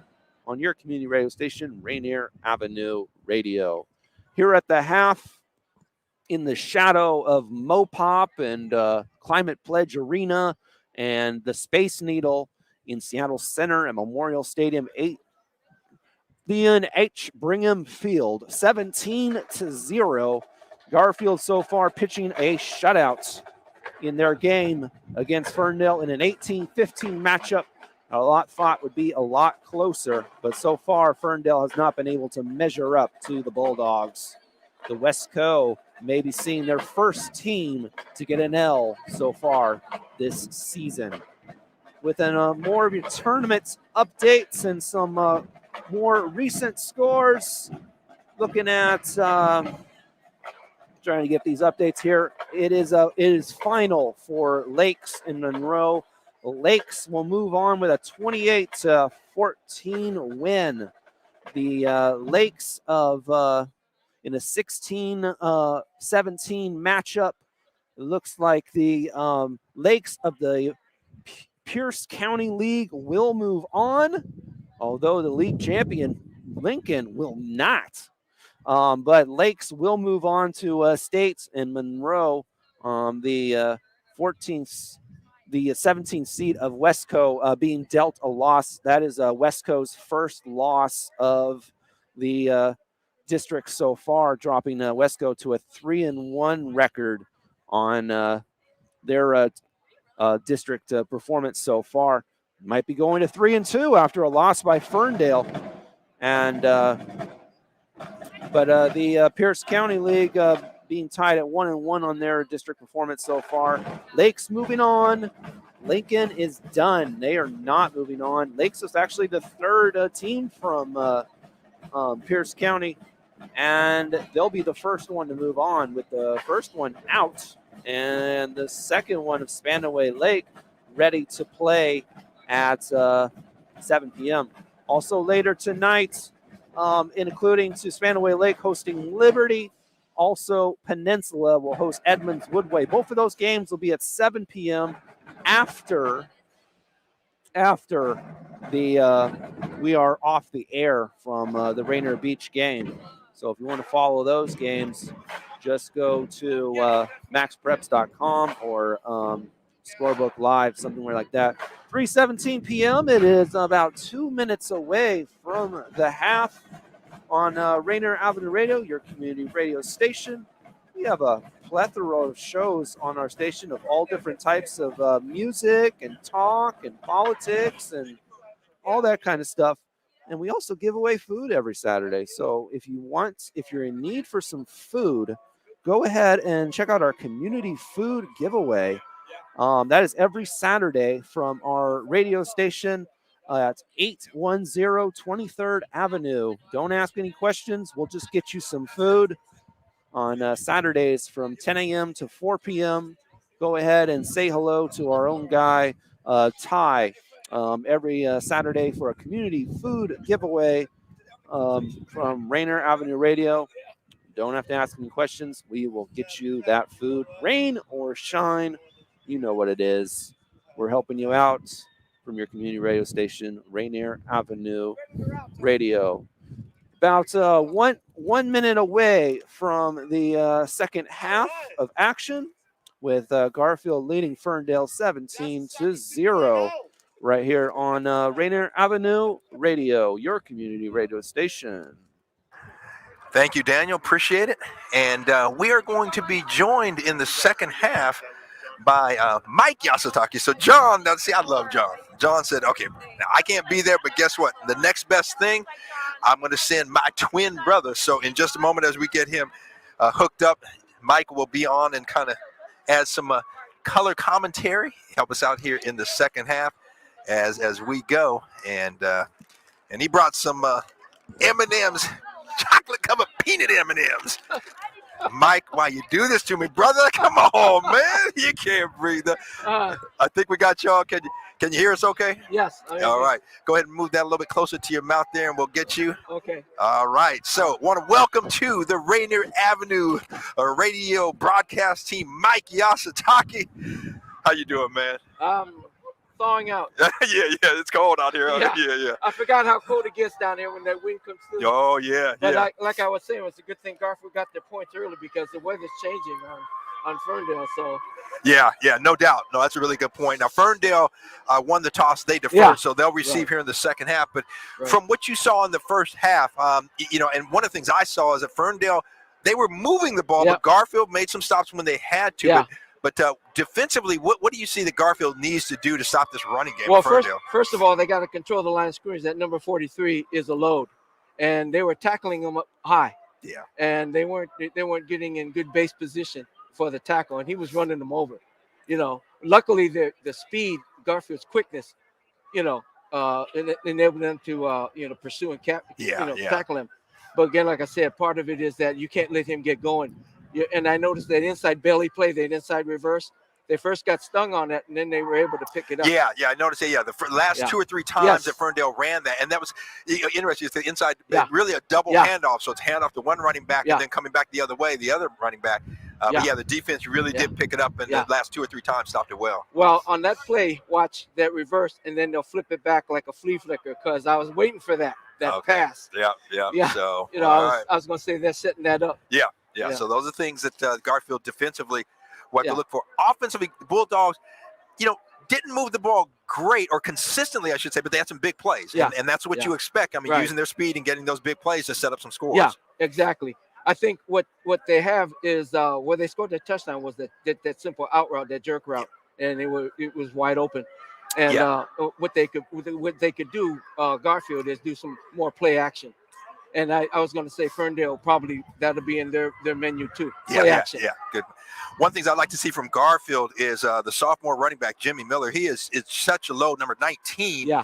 And he had a couple of good runs, and he's both he and Rion Hampton. Thank you, Rion's family. Let me know that pronounce my baby's name right, so we are getting it right. But really important for for the Bulldogs to, like you said, kind of set up that that pass. Yeah. And even though the runs that they're maybe getting 2-3 yards, shot, maybe get a few plays where they get some bigger gains. But again, staying with that, because that will set up, like you said, that pass. And Garfield's got such speed on the outside.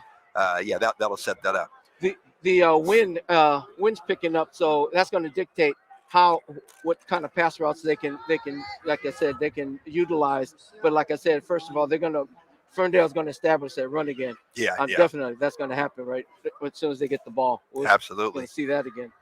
So 12 minutes showing on the clock. We are about ready. The referee hands the ball off to Marcus Merkelbach, and we will be ready to kick it off here in just a moment. Ferndale again won the toss, and they deferred.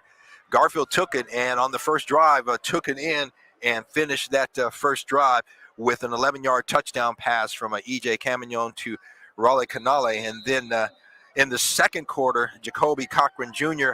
Caught a pass on the sideline, put a couple of moves on a couple of guys, and brought it back all the way from the left side of the field to the right for a 45-yard touchdown. And then Marcus Merkelbach, a 33-yard field goal, and the Bulldogs lead it 17-0. And we are underway. Second half, the ball fielded at about the 12-yard line, and that is number 20, Thomas Brosell. And Brosell takes it all the way out to about the 25-yard line, where the Golden Eagles will start 1st and 10 here to start the second half. I don't see number 51. I think it was the 51 that limped off the field. They assisted him to the field, one of their top linemen. He may be, and I see somebody over there on crutches. Okay. I don't know if that is him or not, but likely is. Yeah. So Ferndale now taking over 1st and 10 on the 25-yard line, and second half is underway. Handoff. There is again. There it 43. is, right up, and that is a J.J. Nowak. And Nowak, the big guy, takes it out about 8 yards to the 33-yard line. So, Mike, you said that, establish that running game, and you got to get low. You're right. With the big guy like that, you have to get low, and you got to get up and smack him. Yeah, he's running. That's almost like a zone read, because he's running off the hip of that tackle, that right tackle. That's all he's doing. So 2nd and 2, two receivers are the one to the right, and the handoff right up the middle, and a big hit, but not a wrap, and then a first down, Ryan Pelton. So he was smacked right at the line of scrimmage, but again, guys coming up making a big hit, but you got to wrap up and bring him down, and Pelton bounced off of it and takes it out to the 40-yard line. So 1st and 10 for the Golden Eagles starting out this second half and keeping the ball moving. One of the things that the front linemen have to do is keep those guys off the linebackers, tie them up. So the handoff up the middle, and good defensive play there. That's the big guy, J.J. Nowak, and give him maybe 2. Let's see where they spot it. I think out to the 42-yard line. But Garfield that time gang tackled and did not allow him to get to the second level. So, a 2-yard gain, 2nd and 8, balls on the 42-yard line. Second half just underway. Garfield Bulldogs leading the Ferndale Golden Eagles 17-0. Handoff up the middle, and once again, good wrap up there, and not a lot of room there for Ryan Pelton. Good penetration by the front D-line. So I tell you what we're seeing with the Golden Eagles, I mean, they've got a nice tandem, 2 or 3 running backs, and they go back and forth between those guys, and they have a strong running game. And then quarterback Mark Schlichting, doesn't put the ball up a lot, but he's shown he's got an arm. He's overthrown an open receiver a couple of times. And again, when I say open receiver, I mean, it would have had to have been perfectly thrown. But Garfield has had some good coverage. So 3rd and 7 to go, balls on the 43-yard line. Schlichting and just not able to hit Connor Walker. Walker was running a post pattern, and they're defending for the Bulldogs, number 4, Kewan Terry. So that's going to force a 4th down and likely a punt. I know if I'm the coach, I'm bringing my punting unit on. I like to take chances, but it's early. It's only 17-0. You got to get some points on the board. However, you don't want to give Garfield a good field position, but you certainly as well don't want to put it in the hands of number 6, Jacoby Cochran Jr. So let's see what the Golden Eagles decide to do. Jamie Plinkovich, the coach. And if I'm him, I'm telling my punter, kick it away from number 6. It's going to be a short kick. Bounces down on the 35 and keeping rolling into about the 31 or so is where it will be down by the Golden Eagles. So Garfield will take over with his first possession in the second half here. 9:37 left to go in the third quarter. Garfield leading Ferndale 17-0. Rick Dupree along with Mike Yasutake. John's twin brother filling in for him. John kind of got a little back issue, and tell you what, Mike, I have been there before. I said, brother, he called me this morning. I said, man, stay home. And he wasn't planning on coming in anyway. I said, yeah, stay home, get well. So thank you for coming in and supporting us. Hand off to Rion Hampton. Hampton hit and falls forward for gain of a couple of yards. A good hit there by big number 66. That was a Landon Hatchett. Hatchett goes 6, if I'm reading this right, 6'3", 285, if I'm reading that right. Yep. And I'm sure Coach Witherspoon told his guys, get that ball high and tight. Yeah. Keep that 5 pressure points, because they're also trying to strip the ball too. Yeah, that's a really good point. And the Garfield defense, the last couple of drives in the first half, they forced the turnovers. And yeah, Mike, you made a good point. I mean, they're trying to hit that ball out, and with it cold and wet, it's even more of a factor. Handoff again, and there's a Jimmy Miller, and Miller lowers the shoulder. The sophomore running back falls forward almost. They're going to spot at the 39-yard line, so make it 3rd and 2 for the Bulldogs. He's a tough runner, but he's also smart. I was watching him how he made his cut off the block. He's a good runner. Yeah, both Rion Hampton and Jimmy Miller, good reads off the blocks. Miller a little bit bigger, and I tell you what, I mean, so much you see the quarterbacks in the gun, the single running back or empty backfield. I'm like, I got 2 good running backs. I'm gonna get them both in there, get them the ball. So here we go, 3rd, and the handoff to Miller. Miller bounces outside, cuts it up, lowers his shoulder. And tell you what, falling forward, first down. Yeah, he's a load. He is. He's a load. You let him get that much momentum, he's gonna carry you. I have not, we have done probably 4 or 5 Garfield games this year, and I have not seen that I can recall Jimmy Miller falling backward. And John and I should say, talked about this and kind of reminiscent, both of these guys, of Walter Payton, in the sense that they're trying to deliver the blow. They're saying, you come up, you tackling me, I'm going to deliver the blow. Yeah. And that's certainly something Sweetness used to do for the Bears. Yep. All right, so first down, Bulldogs. Clock is moving, 7:40. This game is being played pretty fast. I mean, pretty well played game. Not a lot of penalties. And as I say at the flag blow, delay a game. And again, Mike, this is something that this is all on the coaches. You've got to get the play in there. You got to get your guys to play. They got to get in and out of the huddle and get it. And yeah, so delay a game, and that's costly. Now you got a first down on the 44-yard line, starting to hopefully get a drive going, and boom, you get a 5-yard penalty. So that'll make it 1st and 15. Ball's going to go back to the 39-yard line. Well, hold on. Let's see. The referees are conferring here. That's what I'm assuming it is. Yeah. Right. They're marching it off. Yep, there they are. Rick, do you get a sense that either coaching staff have scripted certain number of plays, or you think they're just going by what their feel is, tempo and everything? I would think, most that I would think have a script, things they want to go, but then you obviously have to see how it's playing out, and then you make some adjustments based on that. Yeah. But and that's certainly the way it looks, because you look at both teams.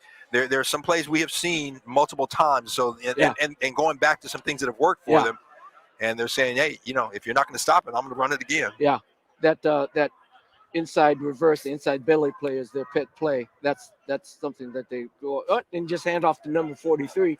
That's about the best play option you got. Yeah. When you got a load like that, a guy. Yeah. So the officials, okay, here we go. So the 25-second play clock ticking. Garfield in the huddle, and it looks like E.J. Camagnon looking. So he's got some plays on a wristband there, looking down now, calling the plays. Now the Bulldogs break the huddle with 15 on the play clock. So it'll be 1st and 15, ball at the 39-yard line for the Bulldogs. They lead at 17-0. Full house backfield. And the fake and looking. And the screen set up. Oh, not able to pull it in. And they were looking for Uriah Givens. And Givens, the ball was a little bit behind him, and he just couldn't pull it in. So that falls incomplete. That'll make it 2nd and 15. So again, if you just tuned in, you're listening to Rainier Avenue Radio's live coverage of Metro League playoff football. We are live at Memorial Stadium, the first of a doubleheader. And following this game, Rainier Beach will host Snohomish. So the Metro League teams from the South End trying to advance and continue playing. Garfield looking good so far. A lot of football left to be played, but they lead at 17-0. EJ Camagnon looking, and he's got, coming across the middle, and that's Raleigh Canali. And Canali gets it just kind of running just a slant pattern and out close to midfield. Brought down, they're going to spot it at the 49-yard line, so that'll make it 3rd and 5. So about a 10-yard pickup. Yeah, what he did is they split double wides on both sides, and then they let him come underneath the number 81.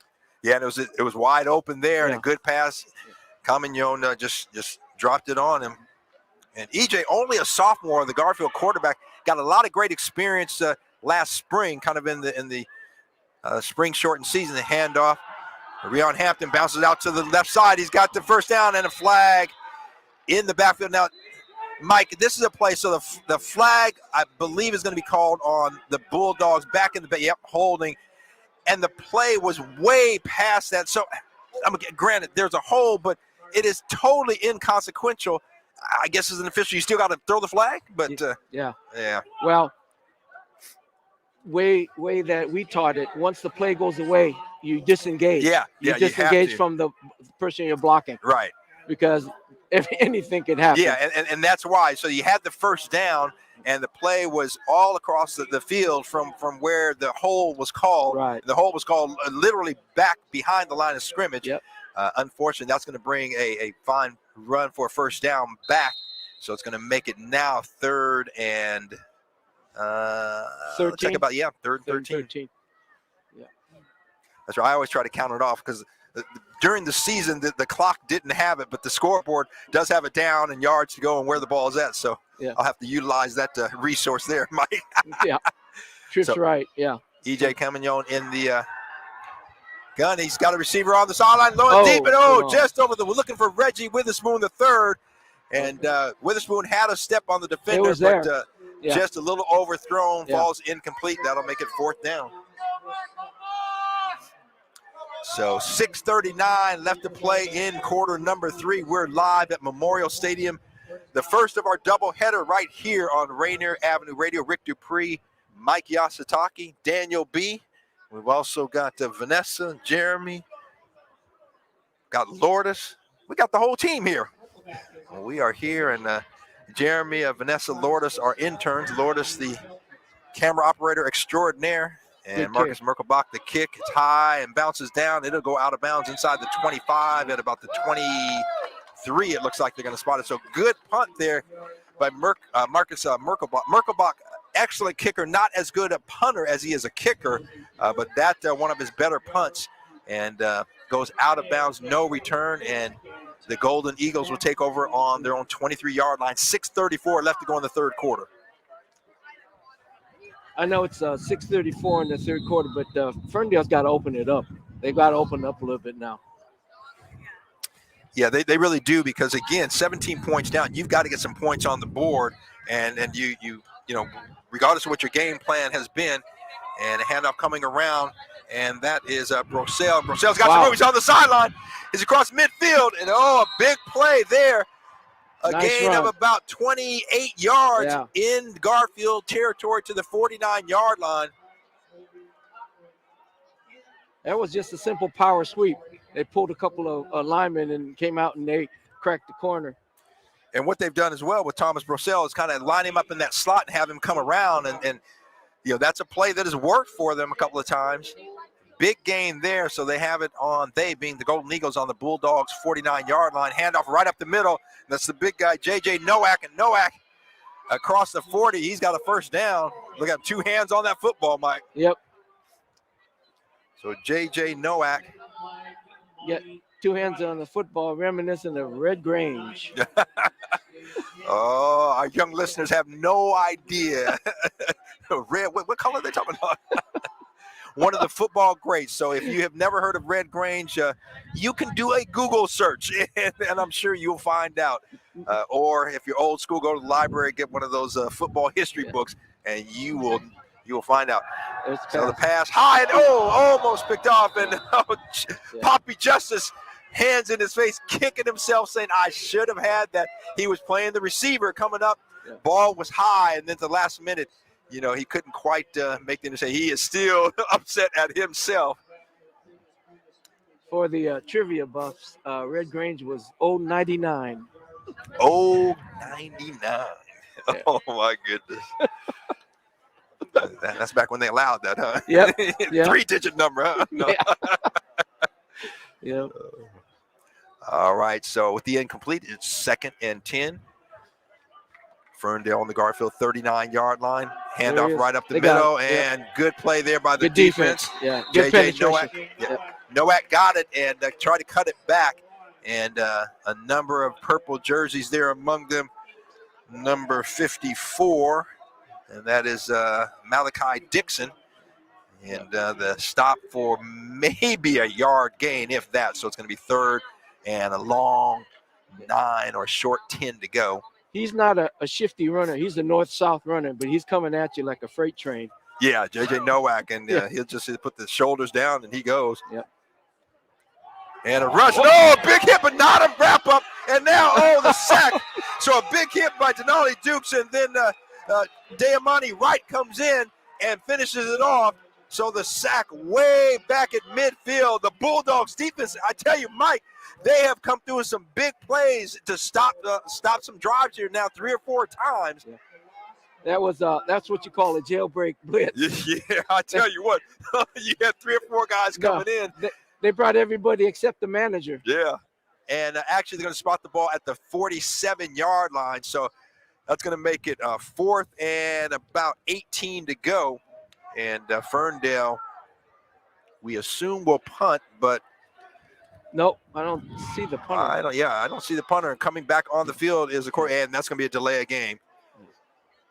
They might kick it now. Yeah, they might. See, and Mike, in those situations, again, and when I was at the University of Washington, the coaching staff, and again, that's at the college level, the next level, but they knew every circumstance, and you have a play that you're going to run. It's not like, we're surprised by this.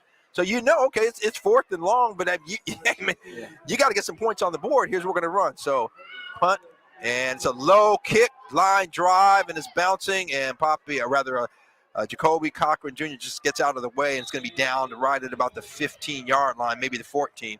So the Bulldogs with 3:45 left to go in the 3rd quarter, leading 17-0, take over 1st and 10 on the, let's see where the spot, about the 14-yard line, we're going to call it.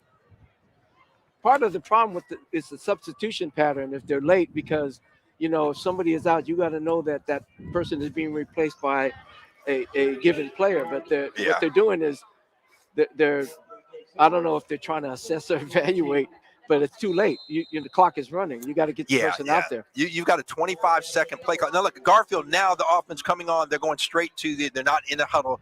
They're going to go straight to the line of scrimmage. But, I think back in the day when I played at Rainier, we substituted players, and the player would bring the play in. And as soon as the previous play was over, he was running in and replacing somebody. Hand off Jimmy Miller to the left side. Not a lot of room, and a late flag, probably holding. Yep. Holding. So that's going to come. Well, there was no gain, but likely, if I'm Ferndale's coach, I'm going to take that 10-yard penalty and move the Bulldogs closer to their own end zone. But yeah, again, the play. So the coach will be there, and the player, as soon as the play was whistled dead, a new player's coming in, replacing the guy, giving me the play. And you're just not seeing that as much, and it's taking a lot of time. So now the clock is starting. That's both the game clock and the play clock. Now the play clock down to 20, and the Bulldogs still in the huddle there. Now E.J. Camignon looking to the sideline. Another late substitution. Yeah. Now it's down to 10. Yep. They got to hustle to get this playoff. 7, 6, 5, 4. They're not going to get the playoff. It's going to be a delay of game. Yeah, they have to call a timeout. Yeah. Yeah, see, there's no excuse for that. I mean, he's got plays. He's got plays on his wristband there. You see it right there. So, I mean, at worst case scenario, you got somebody on the sideline flashing 1, 2, 3, whatever it is. He looks down, sees a play, calls it. You're out of the huddle. They have, you cannot afford that. They have numeric cards that he can refer to and look for the play. But again, like I say, if they're changing it up, they see they have the numerical cards that he can refer to. Right, yeah. But you've got to get it done. This is about the third delay of game. And again, that's just too costly in a situation like this. Now the Bulldogs had a 2nd and 11 balls on about the 13-yard line, and they had to burn a timeout.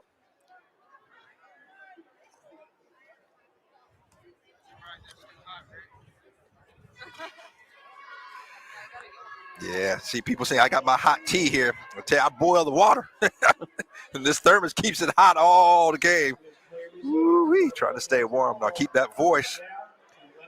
So third, check that 2nd and 11. Bulldogs on the 13-yard line. Yeah, you got 1-by-4 formation, 1-by-4.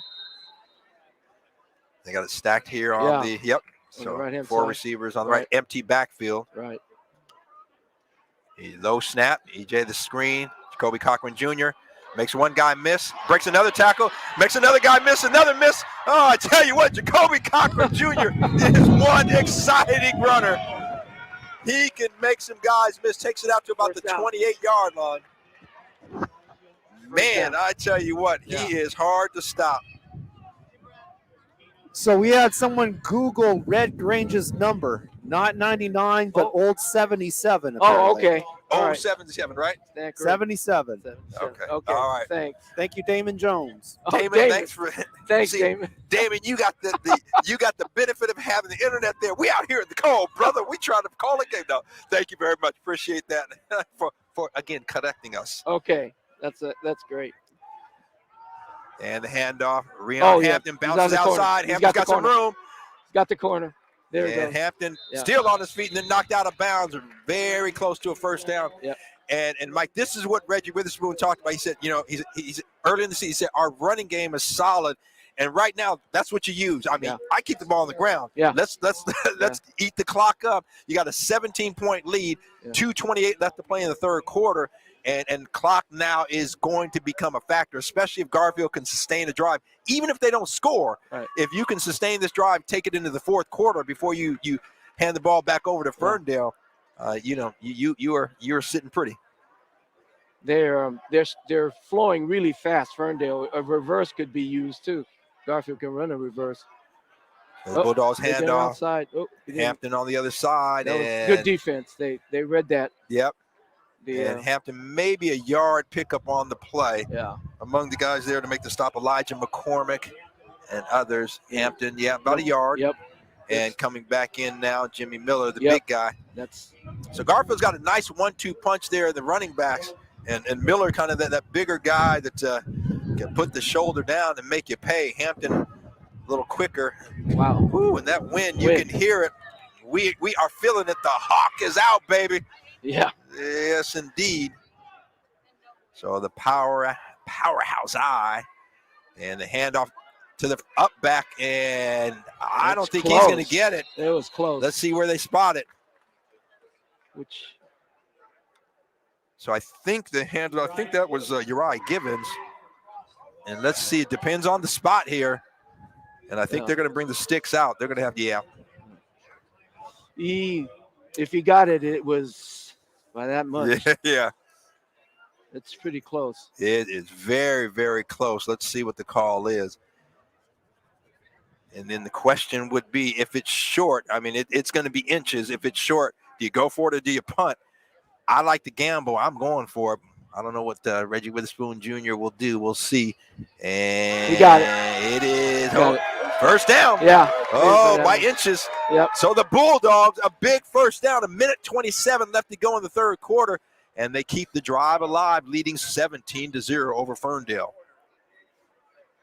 Again, want to remind our listeners, keep it tuned right here to Rainier Avenue Radio. This is only the first of a doubleheader. Snohomish and the Rainier Beach Vikings. Following this game, the Vikings looking to advance in the playoffs. Yeah, at this point, Rick, it's KIB. Keep it basic. Yep. Keep it basic. And keep it on the ground. Yep. There it and is. the handoff, Yep. Jimmy Miller bounces out to the my left. God. He's got some room. He's across midfield, down to Okay, the there you 45, go. and stays in bounds. Yep. Smart play there, Johnny.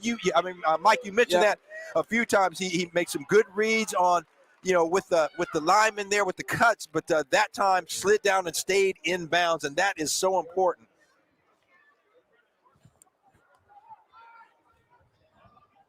Well, unless they can show they can stop that, they might as well just keep running it. Yeah. Yep. And they haven't started the clock yet, so maybe they say he went out of bounds. Yeah, but I think he did. it looked like from here that he stayed in, but they said he went out. Yeah, the clock is stopped. So the power I, receiver to the right, receiver to the left, Bulldogs first down. There he is And again. the handoff, Miller cutting again. inside, bounces out. There he is. He's got some room. He's down He's close to a pretty first close. down. Yeah, he's about maybe a couple feet short. He's he's a load.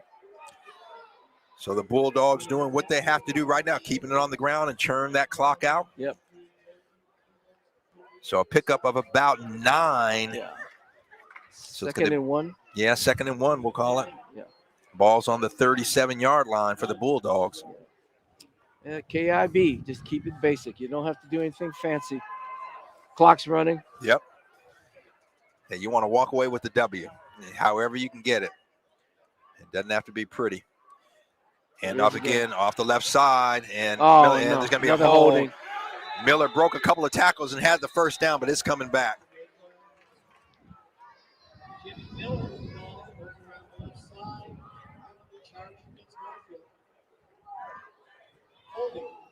Yep, that is it. The call, holding, and when the flag is thrown back behind the line of scrimmage, 9 times out of 10, if not all 10, it's coming back. It's a hold, and that's what it is. And keep in mind the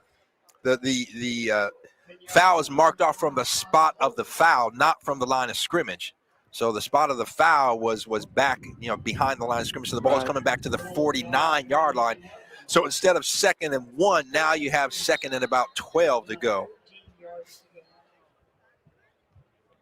Check that, 13, 2nd and 13. Yeah, 2nd and 13 there. So 8 seconds left to play. This will be the final. If they get the snap off, I don't think they're going to make it. They're not. They're going to let it run out. And so there it is. Triple zeros on the clock. We have 3 frames down, 1 to go. Garfield, the Bulldogs, leading Ferndale 17-0. We're going to throw it to Daniel Bellis, get some updates on what's happening, and then Mike Yasutaki and I will be back for the 4th quarter action right here live at Memorial Stadium. Daniel? Yeah, thank you there, Rick, here at the end of the 3rd. Close contest for number 3 Yelm. Kind of scary for a 3rd-seeded team. They are only up over Meade by 4 points, 18-14. And Kennewick and Timberlake have been knotted at 7. Kennewick just cashed in a touchdown. They're now 14-7. We're going to take it over to our sideline reporter, Vanessa.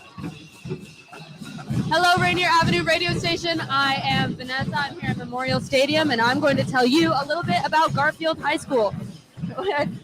Garfield High School, which is located in Seattle's very own Central District, was founded in 1920, also a very long time ago, and is home to 1,100 students right on the dot. They've been designated as the main highly capable cohort school for students who are academically gifted. And in addition, in 2005, Garfield's production of Cabaret won the Outstanding Production Award from Fifth Avenue Arts. And on top of that, their robotics team won the Rockwell Collins Innovative Award in 2008. So if you put together this team's stellar hardworking nature, the academics, the arts, and then the robotics, this school is overall a fantastic, well-rounded school with a very strong foundation.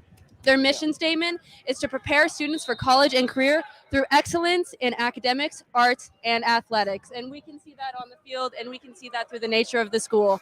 Go Garfield. Let's give them our support. Thank you. I'm Vanessa. Back to you, Rick. All right, Vanessa, thank you very much. And Wildcat. that history and handoff to, I should say, not the handoff, but the direct snap to Jacoby Cochran Jr. Not a lot of room there, maybe a yard gain on the. And Mike, Vanessa updating people, giving a little bit of history of Garfield. And obviously you are a Garfield alum from the year of 66. 1966. And then my mother, Winifred Morris at the time, later to be Winifred Dupree, graduated in 1945. So some Okay. history here between our families at Garfield, and also some very famous grads, among them Jimi Hendrix, Quincy Jones, Brandon Roy. Yasser Sirron, a leading world champion chess player. Yasser There you go. Sirron. Yes, Yep. Garfield alum. EJ Camagnon, he's being pressured. He scrambles. He got some room. He's across. He's going to have a first down. EJ with a great scramble. Oh, and Good a read. big one on 3rd down and 12. That was a good read. And EJ got on the outside. He got past the contain and takes it for the first down. And John, Mike, I keep wanting to call you John. That's okay. If I call you John one more time, you can slap me, okay? No. But I tell you what, the rain coming down, and now it becomes even more paramount that you protect the football. So EJ Camagnon with the excellent scramble there takes it down to the 36-yard line. The Bulldogs have 1st and 10, 11:09 left to go in the ball game, and they lead at 17-0. Handoff, Rion Hampton. Hampton to the right side, nowhere to go, and boy, he's brought down. Yeah, Damian Toney among a number of other white jerseys stopping for no gain. So it's been tough running for the Bulldogs, trying to get some room between the tackles. They've had some, both Hampton and Miller have had some success bouncing it out. But, at this point, you want to keep it on the ground, keep it inbounds, do not go out of bounds, and run that clock out. So 2nd and, we'll give them a yard, 2nd and 9 to go, a yard pick up to the 35-yard line of the Golden Eagles, and the Bulldogs trying to add to that 17-0 lead. Jacoby Cochran Jr. in motion. Handoff double reverse, and Reggie Witherspoon Jr., or the third, I should say, and just couldn't quite get outside. Reggie Witherspoon the third with the speed, Good and he's brought defense. down. Yeah. That was good defense. They read that. Remember I said that at some point in time they're going to try and run a reverse? Yep. They did, but that didn't work. So maybe just go back to the basic stuff. So a loss of a yard back to the original line of scrimmage of the 36-yard line, so it'll be 3rd and 10 for the Bulldogs. But, Mike, more importantly, they keep it in bounds, and the clock is still moving. 9:50 left to go in the ball game. Right. And the Bulldogs now, that 17-0 lead looming large. So Camagnon's got 2 receivers to his right, 2 to his left now. Jacoby Cochran Jr. in motion. EJ looking over the middle. He's got Witherspoon. Witherspoon catches it, and they say it bounced on the ground. No catch, incomplete. And Witherspoon was making a diving catch and got it and tried to spin over, but they said it touched the ground first. So 4th down and 10, but obviously you are in 4-down territory. They're going to go for it. Yep. And I believe Ferndale is going to want to call a timeout. Wait, hold on. They're checking. One of the officials blowing the whistle and pointing toward the scoreboard. I'm not sure what the call is. Clock's running. So the lead official not happy. I'm not sure what the problem is, but he is. The clock should be stopped if he blew the whistle. Yeah. And it stopped at 9:16. Yeah. No, the play clock was running. I was looking at that, but they had already stopped the main clock, so that was good. So I'm not sure what the confusion was and what. But the official, the lead official with the white cap, he was not happy. And you could see now he's okay. Now they're getting in place. So it'll be 4th and 10. The Bulldogs on the Ferndale 36-yard line, trying to keep this drive going and add to their 17-0 lead. EJ Camagnon has got 3 receivers to his right, 1 to his left. Lone back is Jimmy Miller. Now he's scrambling to his right, looking. He's got a receiver. And they're complete, I should say, on the sideline. It's good for a first down. Jacoby Cochran Jr. And I tell you, Mike, that's what speed does. Yeah. He kind of pushed that DB, make him think he's going deep, and then broke it off, a little out pattern. Yeah. And he got the first down there down to the 23-yard line. So the Bulldogs continue to come up with big plays when they got to have them. That was almost like a comeback route, but it was good timing on that, on his out route. When he broke it off. And EJ, nice job of just rolling to the right and waiting for him to come open and then delivered it where he had to hit it. So the sun coming back out, the rain stopping for a minute. I tell you what. And the handoff, Miller bouncing it out to his left, cuts it back in. Yeah. And he's going to have a short gain. That's okay. He keep in control of the ball. Yeah, you had it, said it, hit the nail on the head, and that clock is running. I know I sound like a broken record, but now I'm looking at it. It's under 9 minutes. Yep. And again, if you're just listening and not looking, not watching the game, I should say, we have 3 ways you can watch the stream. Go to Facebook, YouTube, or Twitch, and just pull up the Rainier Avenue Radio page, and you can see the game as well as listen to us right here on Rainier Avenue Radio. We're live at Memorial Stadium. 8:40 left to go in the ball game. Garfield leading Ferndale 17-0. The Bulldogs driving. Miller up the middle, puts a shoulder down, spins, making gosh. some Running over people. Jimmy Miller. He ran over 2 people. Jimmy Miller ran over the first tackler that tried to bring him down, then ran over another guy, spun, and finally brought down at about the 10-yard line, maybe inside the 10. Yeah, I think it is. He brought a player with him to get the first down, so they enjoyed that. So they're saying 10 yards, first and goal to go. The ball's just inside the 10-yard line, so that's why it's goal to go. Rion Hampton bounces it out to the left side. Hampton, almost breaks the tackle, but inside, and it looks like a flag is down, so another holding call coming back. So Hampton, a good job of bouncing it out, was brought down at about the 5, maybe the 4-yard line, but waiting on the call, we believe. Let's see. And that is it. Mike, you had it, holding on the Bulldogs, so it's coming back. But probably will come back just to the 15-yard line because, again, the spot of the foul, I believe, was right there, right around the 5-yard line. It was, I believe it was one of their wideouts. It wasn't an interior lineman. I think it was one of their wideouts. Okay, Mike, I told you I didn't want you brought these M&Ms. I'm not pulling any more out, and I'm giving you the bag. Yeah, you take this bag so I don't take any more. Oh, I tell you what, I haven't had lunch, and I'm ready to eat. Yeah. 1st and 15. So ball's on the 15. First and Trips goal right. to go at the 15. Trips right. Camion's got a receiver looking, and he was looking for Hampton, and just threw it out of the reach of his outstretched arms. But you know what? I like that because E.J. Camion, only a sophomore, Mike, but again, put the ball where only his guy can get it. Exactly. And that is so important right now because you don't want to give up your opportunity for at least 3 points here. Right. They have a very good kicker, so and points now would be very, very helpful. Yeah, you don't want to have a costly turnover, so that'll make it 2nd and goal. The goal ball at the 15 for the Bulldogs. Okay, it's 3-by-2. They got 2 wideouts on the right, 3 trips left. Empty backfield. Yep. And so what Camino did basically was kind of looked to his left and then spun to the right. Jacoby Cochran Jr. were coming in, kind of a quick little screen, if you will. Right. And the ball was just a little high, and Jacoby couldn't pull it in, so incomplete. Now, I get it, Mike, but I go back to you got a 17-0 lead. Your running game, you're getting some yards. Man, keep it on the ground and run that clock out. Yeah. On that type of pass, he has to settle down a little bit. He was, his feet were moving. He needs to settle down, even though it's it's a play that's coming back toward you. You still have to settle down. You can't be having happy feet. Yeah, good point. So the handoff, nope, fake it, and EJ's going to keep it himself. Cuts it in, and he's going to get maybe a yard to the 14. Good defensive play there by Thomas Brosell. Yep.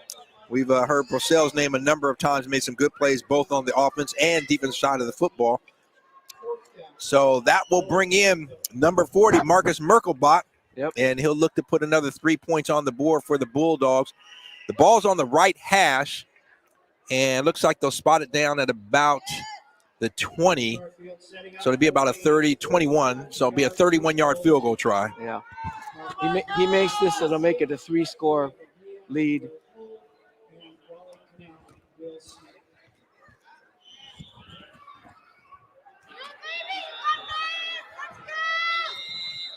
And I think we're going to have a delay. Delay a game. And again, Mike, no excuse for it. You know you're going to kick the field goal. What's the holdup? You don't need to be in the huddle. Get the players on the field and snap the ball. And it's probably inconsequential if you get a good snap because Merkelbach is such a good kicker, but now it's going to make it a 36-yard field goal. Yeah. instead of a 31-yard field goal. We'll see. Snap is good. Hold is good. The kick is up. And That's it is good. good with plenty of leg left. So 36-yard field goal is good for Marcus Merkelbach. And with 6:58 left to go, the Bulldogs lead it 20-0.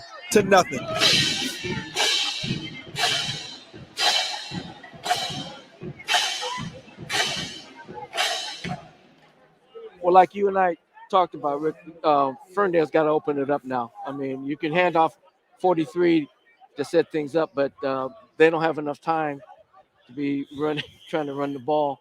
They've got to open it up. Yeah, they really do. And open that playbook up. Yeah.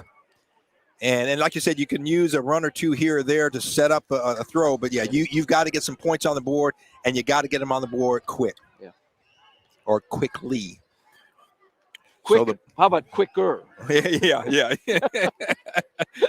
How about just get some points on the board since you don't have any yet? So exactly. 6:58 left to go in the ball game, and the Garfield Bulldogs are commanding 20-0 lead, and they have led from start to finish.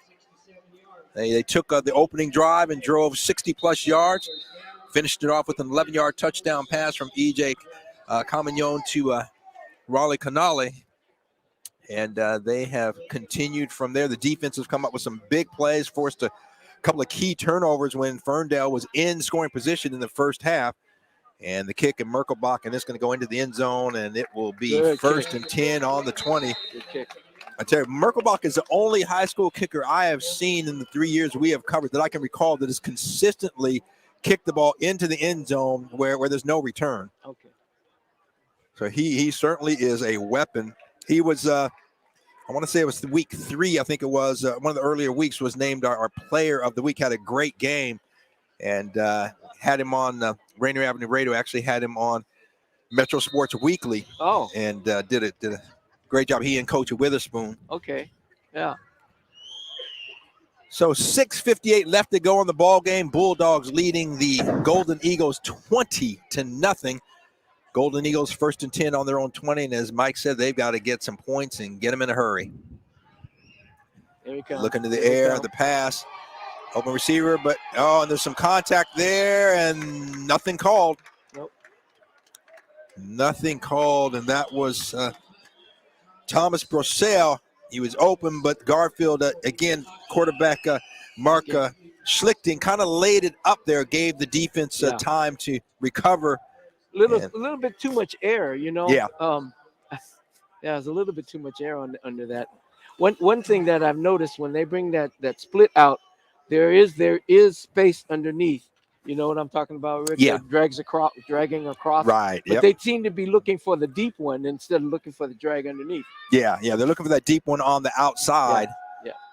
Now they're going inside. Oh, and Jacoby Cochran Jr. from his deep back position came over. Good defense. Yeah, and looking for a Damian Toney. Yeah. And the pass was there a little bit behind him, but Jacoby Cochran Jr. came in and disrupted that play. Yeah.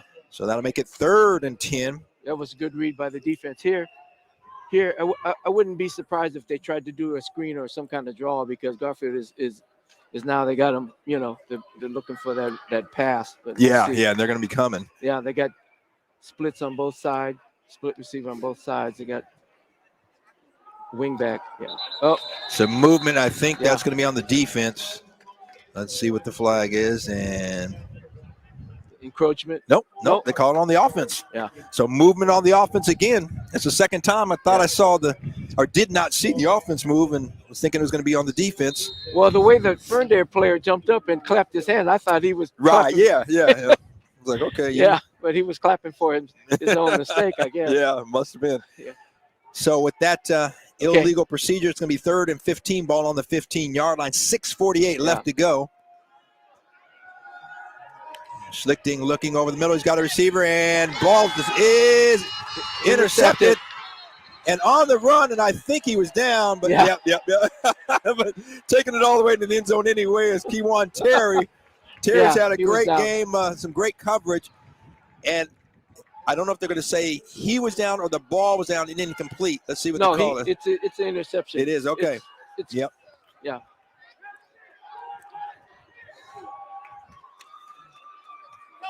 So Kewan Terry with the interception, the senior, and just took it and ran it all the way into the end zone. But they're going to say he intercepted and was down right at the 42-yard line. So on the turnover, and I believe that's turnover number 3, Mike, if I'm keeping it correctly. Yes. The Bulldogs take over 1st and 10 on the Ferndale 42-yard line, leading 20-0, 6:37 left to play. But make sure to keep it right here on Rainier Avenue Radio, because after a short break, we will bring you game number 2 of our doubleheader. The Rainier Beach Vikings hosting Snohomish, as we have playoff action right here at Memorial Stadium. And the sun coming out. Once again, gotta love that. Let's hope it stays out for a while. Warming things up just a little bit. The reverse, and Reggie Witherspoon III looking for somewhere to go and a hold. And Witherspoon's going to be brought down for about a 3-yard loss, but a couple of flags down. And I believe a hold, so that will come back. Yeah. I think it's going to be an interesting conversation at dinner tonight between coach and son.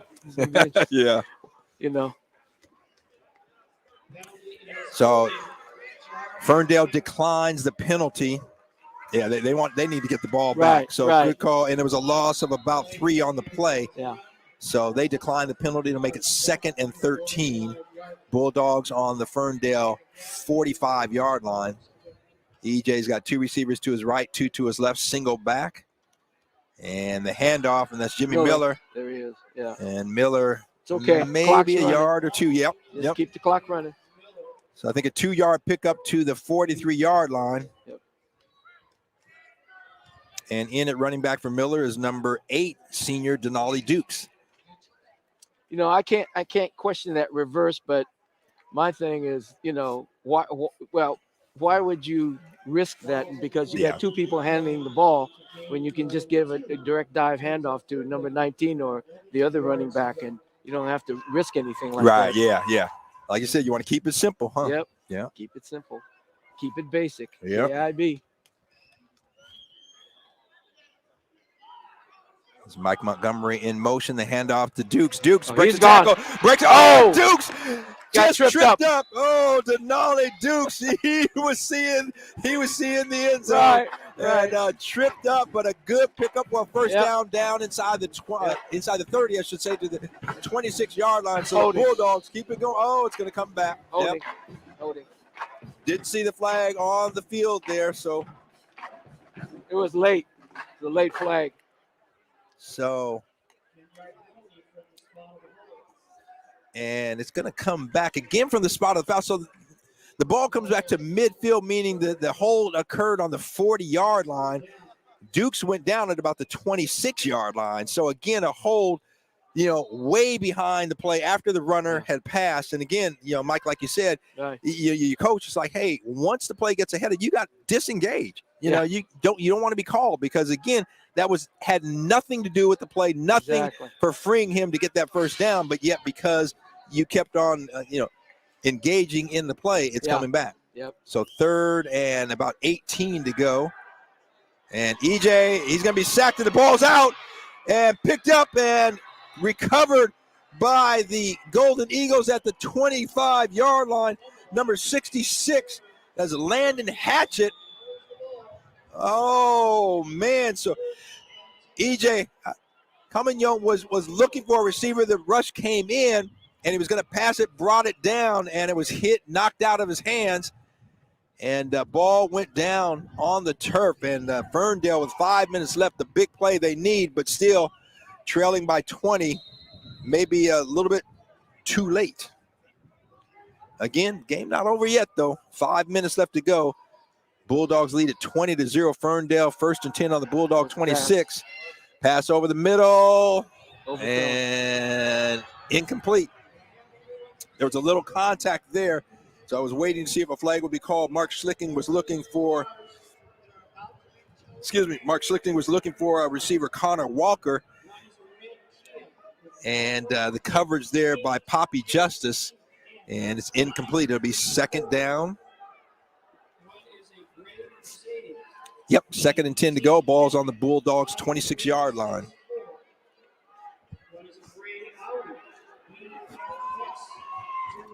Split right. They got a split right. So you've got Connor Walker is deep, or rather I should wide, Yeah. and the pass looking for a J.J. Nowak, and it falls incomplete. That's going to make it 3rd and 10. Yeah, and again, Connor Walker was the lone receiver, split wide out to the right. And they were looking for underneath, getting the running back coming out of the backfield. It was J.J. Nowak, but the ball falls incomplete. Yeah, they haven't been too successful going deep or going middle depth routes, so they swung him out. And Garfield read that though. That was good defense. He would not have gotten very much yardage. So 3rd and 10 for the Bulldogs. Looking to the left and coming across the middle, and the pass is completed short of the first down. That was a Schlichting to Walker. Okay. Connor Walker, and 4th and 1. Yep, 9-yard pickup. So the ball's on the 18-yard line, I believe. Maybe the 17, just inside the 18. So 4th and a yard to go. 4:25 left to go in the ball game. Clock is moving. Bulldogs lead at 20-0. Quarterback sneak, and he's got the first down and then some. I think maybe that surprised the Bulldogs. They didn't expect that. Yeah, So, I was expecting 43. Yeah. But no, he kept it. Mark Schlichting, the quarterback, kept it and got the first down. So 1st and 10, balls on the 12-yard line of the Bulldogs. But again, Mike, at this point, I mean, with 4 minutes left in the ball game, obviously I don't want to give up a score, but the more time they take, the less of a factor it will be. Pass over the middle and a little bit too low. And again, looking for a Walker, and it's incomplete. 13, the quarterback. I thought he was shaking his hand like he injured his hand, but he's all right. Yeah, Mark Schlichting just ran to the sideline for the play. The deep routes he can get the ball out there, but I'm noticing on the in routes, he's either low or he's high. Yeah. And I don't know if that's footwork or his release point. I'm not sure. Because the receiver's got a step. He's got some guys that have been open. He just hasn't been able to get the ball to him. Yeah. All right, and running the fade pattern, and Walker goes up, and there's going to be a flag. I think it's going to be defensive pass interference. We'll see. The ball was caught. It was out of bounds, but I think that's going to be a penalty on the Bulldogs. Let's see what the referees call. 3:55 left to go. There was contact. Holding. Yep. Okay. 5 yards. Is that high school? Is it 5 yards? And well, I think that hold came. I think. Let's see where how far they mark it off. Yep. Oh, from the line of scrimmage, right? Yeah. Okay. So it goes down. That'll make it first and goal at the 6-yard line. Okay. So with 3:55 left to play, and the clock starts moving again. Garfield leading 20-0. Ferndale has it first and goal at the 6-yard line. Single back. Okay. Over the middle, and a good catch and touchdown, Ferndale. I'll tell you what, Schlichting drilled it in there to Damian Toney, and Toney took a shot, knew he was going to take a shot, but was able to hold on, and 6-yard touchdown, and Ferndale is on the board.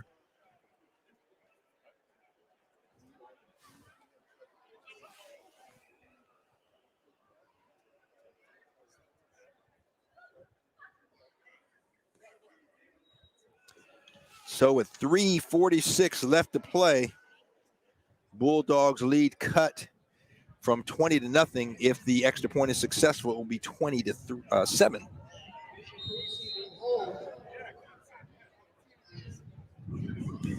Snap is good, hold is good, the kick is up, and it is good. So just like that, Ferndale finally on the board, but clock is working against them at this point. 3:46 left to play. And they still trail it by 13 points, 20-7. The Bulldogs with the lead, and they will have the ball coming. But obviously, you want to, and in a situation like this one, it's a UW, Mike, it was get the hands team out there. You're expecting an onside kick. Right. And you got to have your guys that handle the ball, your receivers, your running backs. And those are the guys that are in there replacing the linemen on that front line in the second tier. So Garfield Yeah, it looks like they have a lot of those low numbers, a lot of running backs and guys that handle the ball often, and they're up there. Once again, if you're the owner of a Toyota Camry with a student driver sticker on the back, license AMJ. I want to remind you once again, keep it tuned right here to Rainier Avenue Radio, because game number 2, Rainier Beach hosting Snohomish, and we see the Vikings in the end zone, or I should say behind the end zone on the east side of the field. And they're in their dark blue home jerseys, wearing their white pants today. So that will be coming up following this game. They are hosting Snohomish. The onside kick goes across, and it is fielded and bobbled, but falls down on it. That is, I believe, number 44, Uriah Gibbons. And he does a good job of fielding that kick at about the 48-yard line. So the Bulldogs, with 3:44 left to go and a 20-7 lead, take over 1st and 10 on their own 47-yard line is where they spot it. If they run their plays correctly, depending on how many timeouts Ferndale has, they can run at least two and a half minutes off of here. Yeah, you want to keep the ball on the ground and force Ferndale to use a timeout, but don't help them out by either running out of bounds or passing or penalty. Yeah, exactly. You got it. I mean, this is where you got to get locked in. Yep. So go power I, tight 2 tight ends. There you go. Handoff. There you go. And that Both is hands Hampton. on the ball. Hampton across midfield. That's okay. Both hands on the ball. Look at that. Yep. Tell you what, man, Rion Hampton saying, man, I'm not going down. And Hampton takes it across midfield to the 47, so a pickup of about 6 yards. Nice run there by the senior. Timeout on Ferndale. Yep. So Ferndale I believe they used a timeout earlier in the game, so I think they just have one more left. Okay. 3:32 left to go in the ball game. Bulldogs looking to advance, and their chances looking good, but it ain't over till it's over. That is the Garfield drum line you hear in the background. And if I'm not mistaken, you used to be out there, didn't you? When I was a sophomore, I was in the marching band. Okay. And then I decided I'd rather play football. Want to play instead of yeah. But you're also a fine musician, right? Well, so you thanks, Rick. But you play the saxophone, right? Yeah. Yeah. Right. Yeah. Yep. I had that little layer that had the book, the music. Yeah. Yeah, it was interesting. So 6-yard pickup for Rion Hampton, 2nd and 4. Hampton gets it again to the right side. Not a lot of room there, but I tell you what, he got through. Yeah. And picked up about 2 to the 45-yard line. Hampton should have been stopped for a loss, and Timeout, instead, Ferndale. Yep, and I think their final timeout. Rion Hampton, picked up 2 and really should have been stopped for a loss. Yeah, I thought they made contact in the backfield, but he was able to cut up. Got some yardage. So the Bulldogs with the timeout, and I believe that is Ferndale's final timeout. 3:21 left to go. Bulldogs have a 3rd and 2 at the Ferndale 45-yard line. They lead it, they being the Bulldogs, 20-7.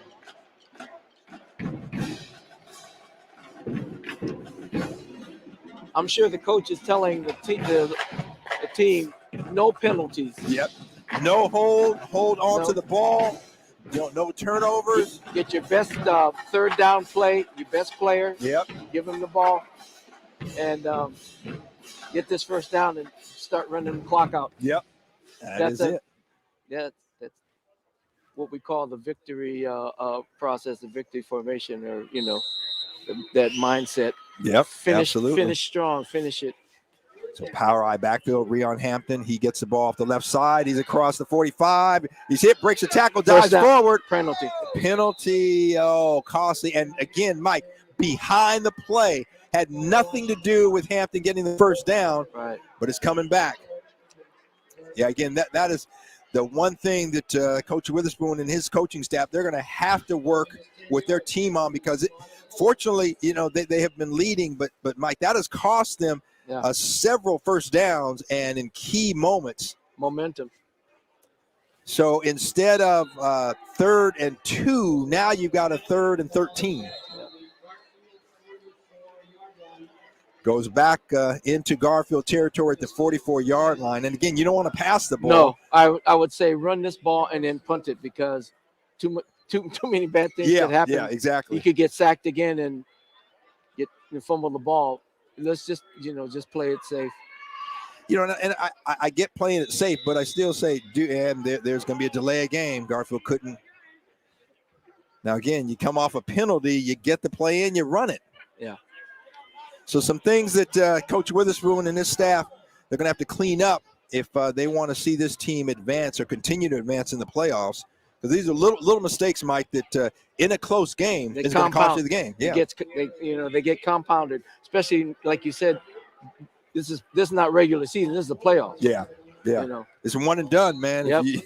So yeah, you got to correct these things. You have to clean these kind of little mistakes up. Yeah.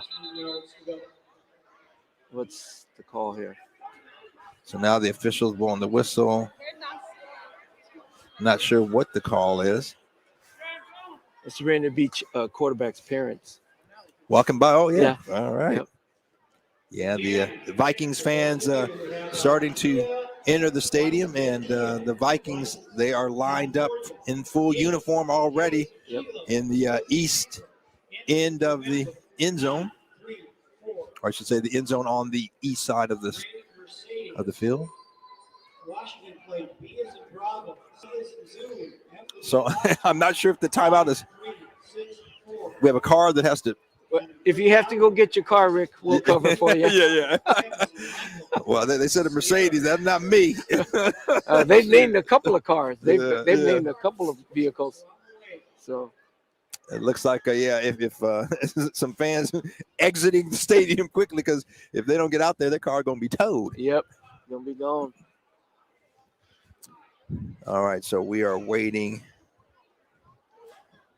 for the whistle to be blown. It is 3rd and long. 3rd and 18.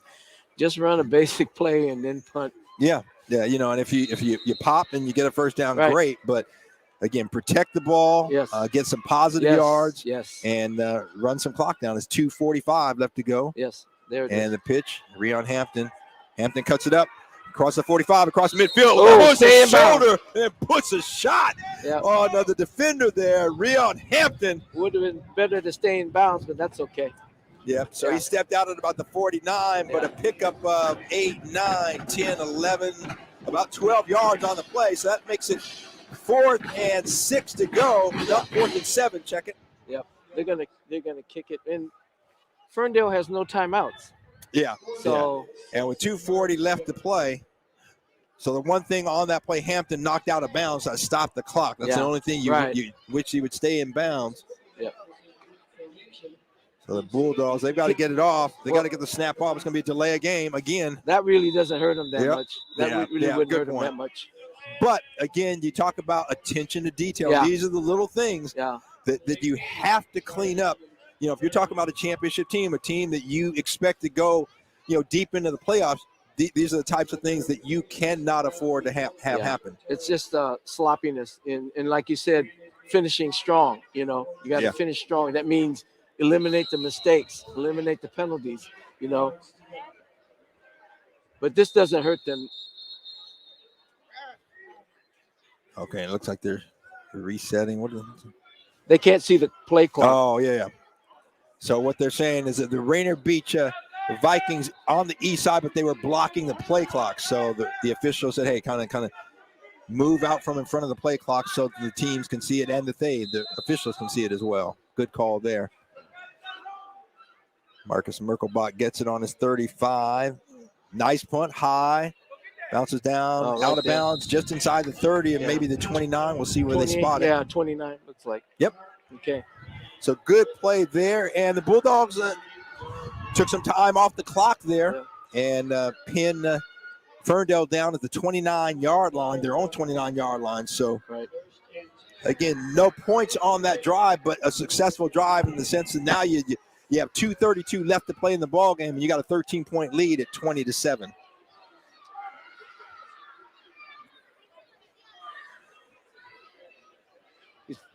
coach probably going to back, defensive coordinator is probably going to back his secondary off a little bit more, a little bit deeper.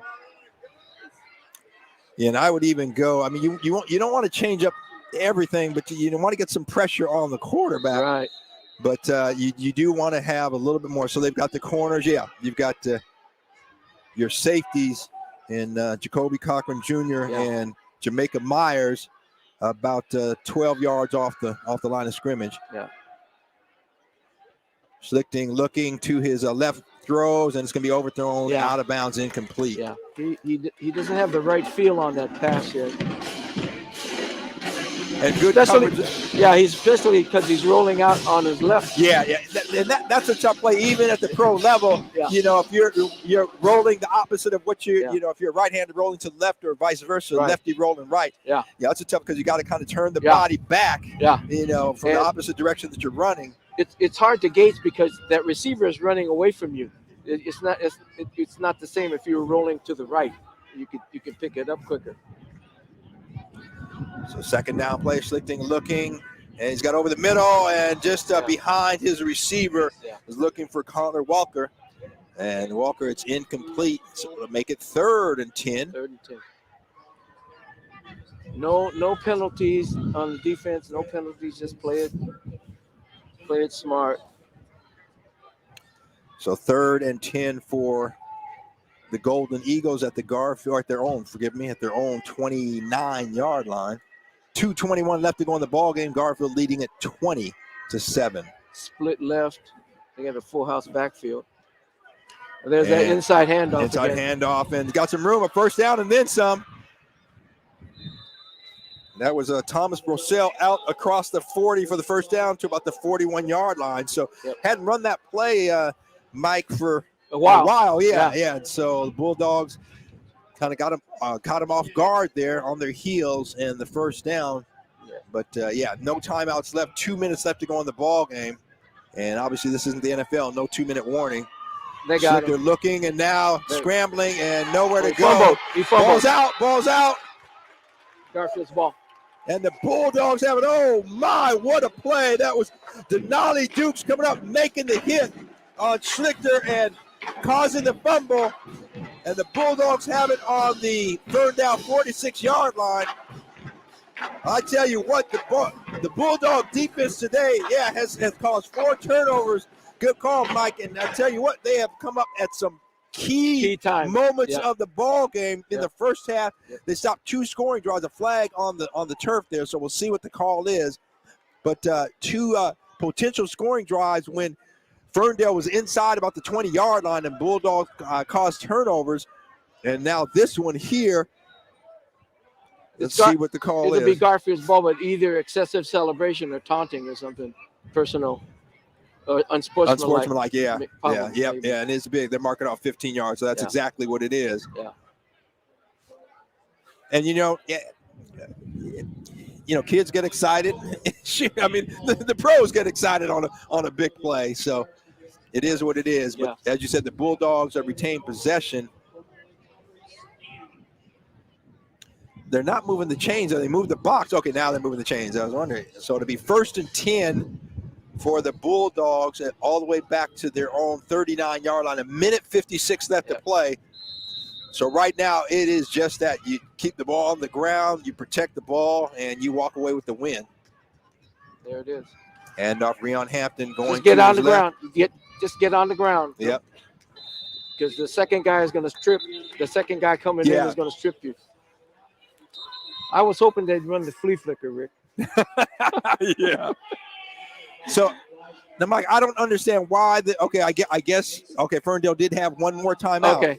So I thought they had used one. So by mistake. Yeah. So timeout on the field with 1:44 left to go. Bulldogs lead at 20-7.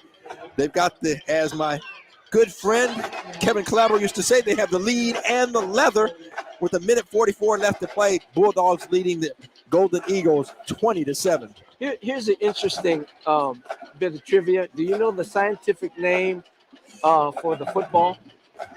The scientific name for the football? Right. Well, I guess pigskin is not the scientific name, is it? No. What is the scientific name? Prolate spheroid.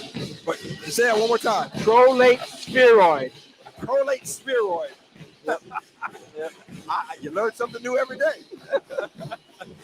So the Bulldogs have the prolate, what is it? Prolate spheroid. Spheroid. Spheroid. Prolate spheroid. Yep. On the 41-yard line. Right. 2nd and 9 or 2nd and 8 to go with a minute 47 left to go, and the clock should be moving again, but they did not start it. No, they shouldn't. I'm sorry. It was a timeout. Yeah. Hampton. Stay in bounds, and go down. Yep. Hampton, and it's going to be knocked out of bounds. He's got the first down, but he goes out of bounds. So, a little trade off there. He was looking for pay dirt, baby. Yeah. So Rion Hampton bounced it out. Another penalty. Nice another hole. Boy, I tell you what, the Bulldogs have been called on. That's got to be close to the 10th holding call. Yeah. Probably close to 100 yards. Yeah, no, absolutely. And certainly has taken off because, I mean, on a majority of these holding calls on the Bulldogs, it has occurred behind the play, behind the runner, and one where, as you said, you tell you guys, hey, just disengage. The runner's past where you are, don't risk it. Right. Yeah, like you said, it's from the spot of the foul. Yeah, so it comes all the way. I mean, Hampton was well across midfield, and now the Bulldogs have the ball back at their own 32-yard line. So 2nd and 17. Hampton, he's going to be stopped in the backfield. Boy, great play coming in there, shooting in like a rocket on the defensive side was number 65, Jake Mason, and Mason with the stop.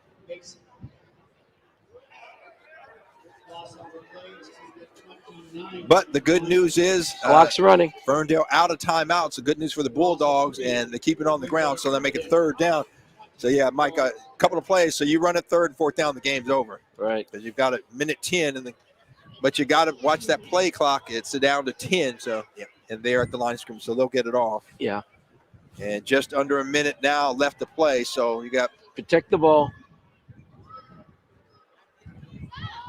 2 hands on the ball. There you go. Hampton, go down. Hampton goes down across a 30, and I don't know why the clock is stopped. There's no. Okay, now the official waving them. Hey, stop! Yeah, the clock never should have stopped. So they got it now. It's moving.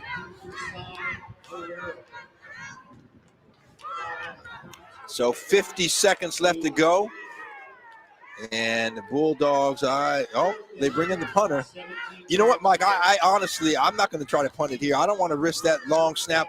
I keep it on the ground. There's only, again, you got 15 seconds on the play clock, 36 on the game clock. So, again, a 20-second difference there. Yeah. Run it. Well, the other thing is he could take a delay of game because that'll run some of the clock off. Yeah. And, Let's see if I don't think Ferndale has a 14-point play. Right. They don't.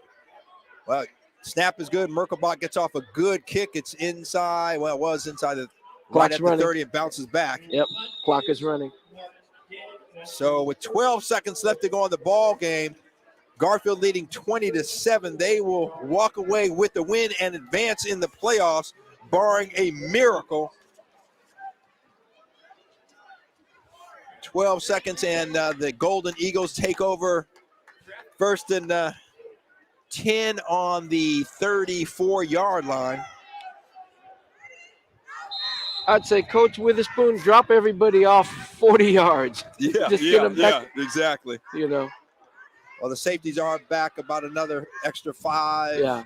They'll 10 yards. Yeah. Yep. Now drop it off. Yeah, they'll open up and sprint back. There you go. Okay. And the screen pass, and that's going to run out the clock because, clock will stop for the change to move. So 4 seconds left to play. Yep. The first down on the pass, and that was Ryan Pelton, and that does it. That's it. That should be. So that's going to do it for the first game here. One in the books. Garfield wins it 20-7 over Ferndale. The Bulldogs advance. Keep it right here. Don't go anywhere because game number 2, Rainier Beach hosting Snohomish, is right here on Rainier Avenue Radio. For Mike Yasutaki, I'm going to throw it over to Daniel Bellis. Stay tuned for some updates and game number 2. That's right. We'll be going live number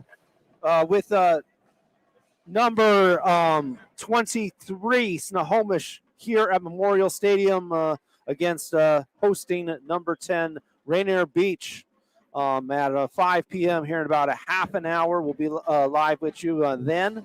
For now, we're going to take it to some pre-recorded content on our radio station. So switch over to our Rainier Avenue Radio stream, which is available on our app, iPhone and Android users for free, and also on the Rainier Avenue Radio website. There's a player in the upper right corner that you can go click and listen to right now for K-Fox Night Beat, which will be on right now. Also, just to report, Kennewick has wrapped up their win against Timberline, an impressive second half, 28-7 there. Kennewick wins that contest. And although Yelm flirted with a possible upset for the number 3 Yelm Tornadoes, they since have controlled the game and have poured on the touchdowns to make it 35-21 with a minute left. They will more than likely, the South Sound Conference champions will more than likely wrap up and go to state next week with this win over Meade, 35-21. Meade definitely was a hard out for Yelm, and at number 30, not much was expected from that team, but the Greater Spokane League Meade team definitely gave Yelm all that they were asking for. Losing that one, though, 35-21. Yelm moving on to state. We'll be back 5 p.m., less than half an hour on your community radio station, Rainier Avenue Radio, YouTube, Facebook, Twitch, all video platforms, including our audio as well. So go ahead and set a reminder on Facebook and YouTube for Snohomish at Rainier Beach. Just search WIAA 3A Football District Playoffs, Snohomish at Rainier Beach. And we will see you in a half an hour here at 5 p.m. Thank you for listening. Enjoy K-Fox Night Beat right now on all of our audio platforms.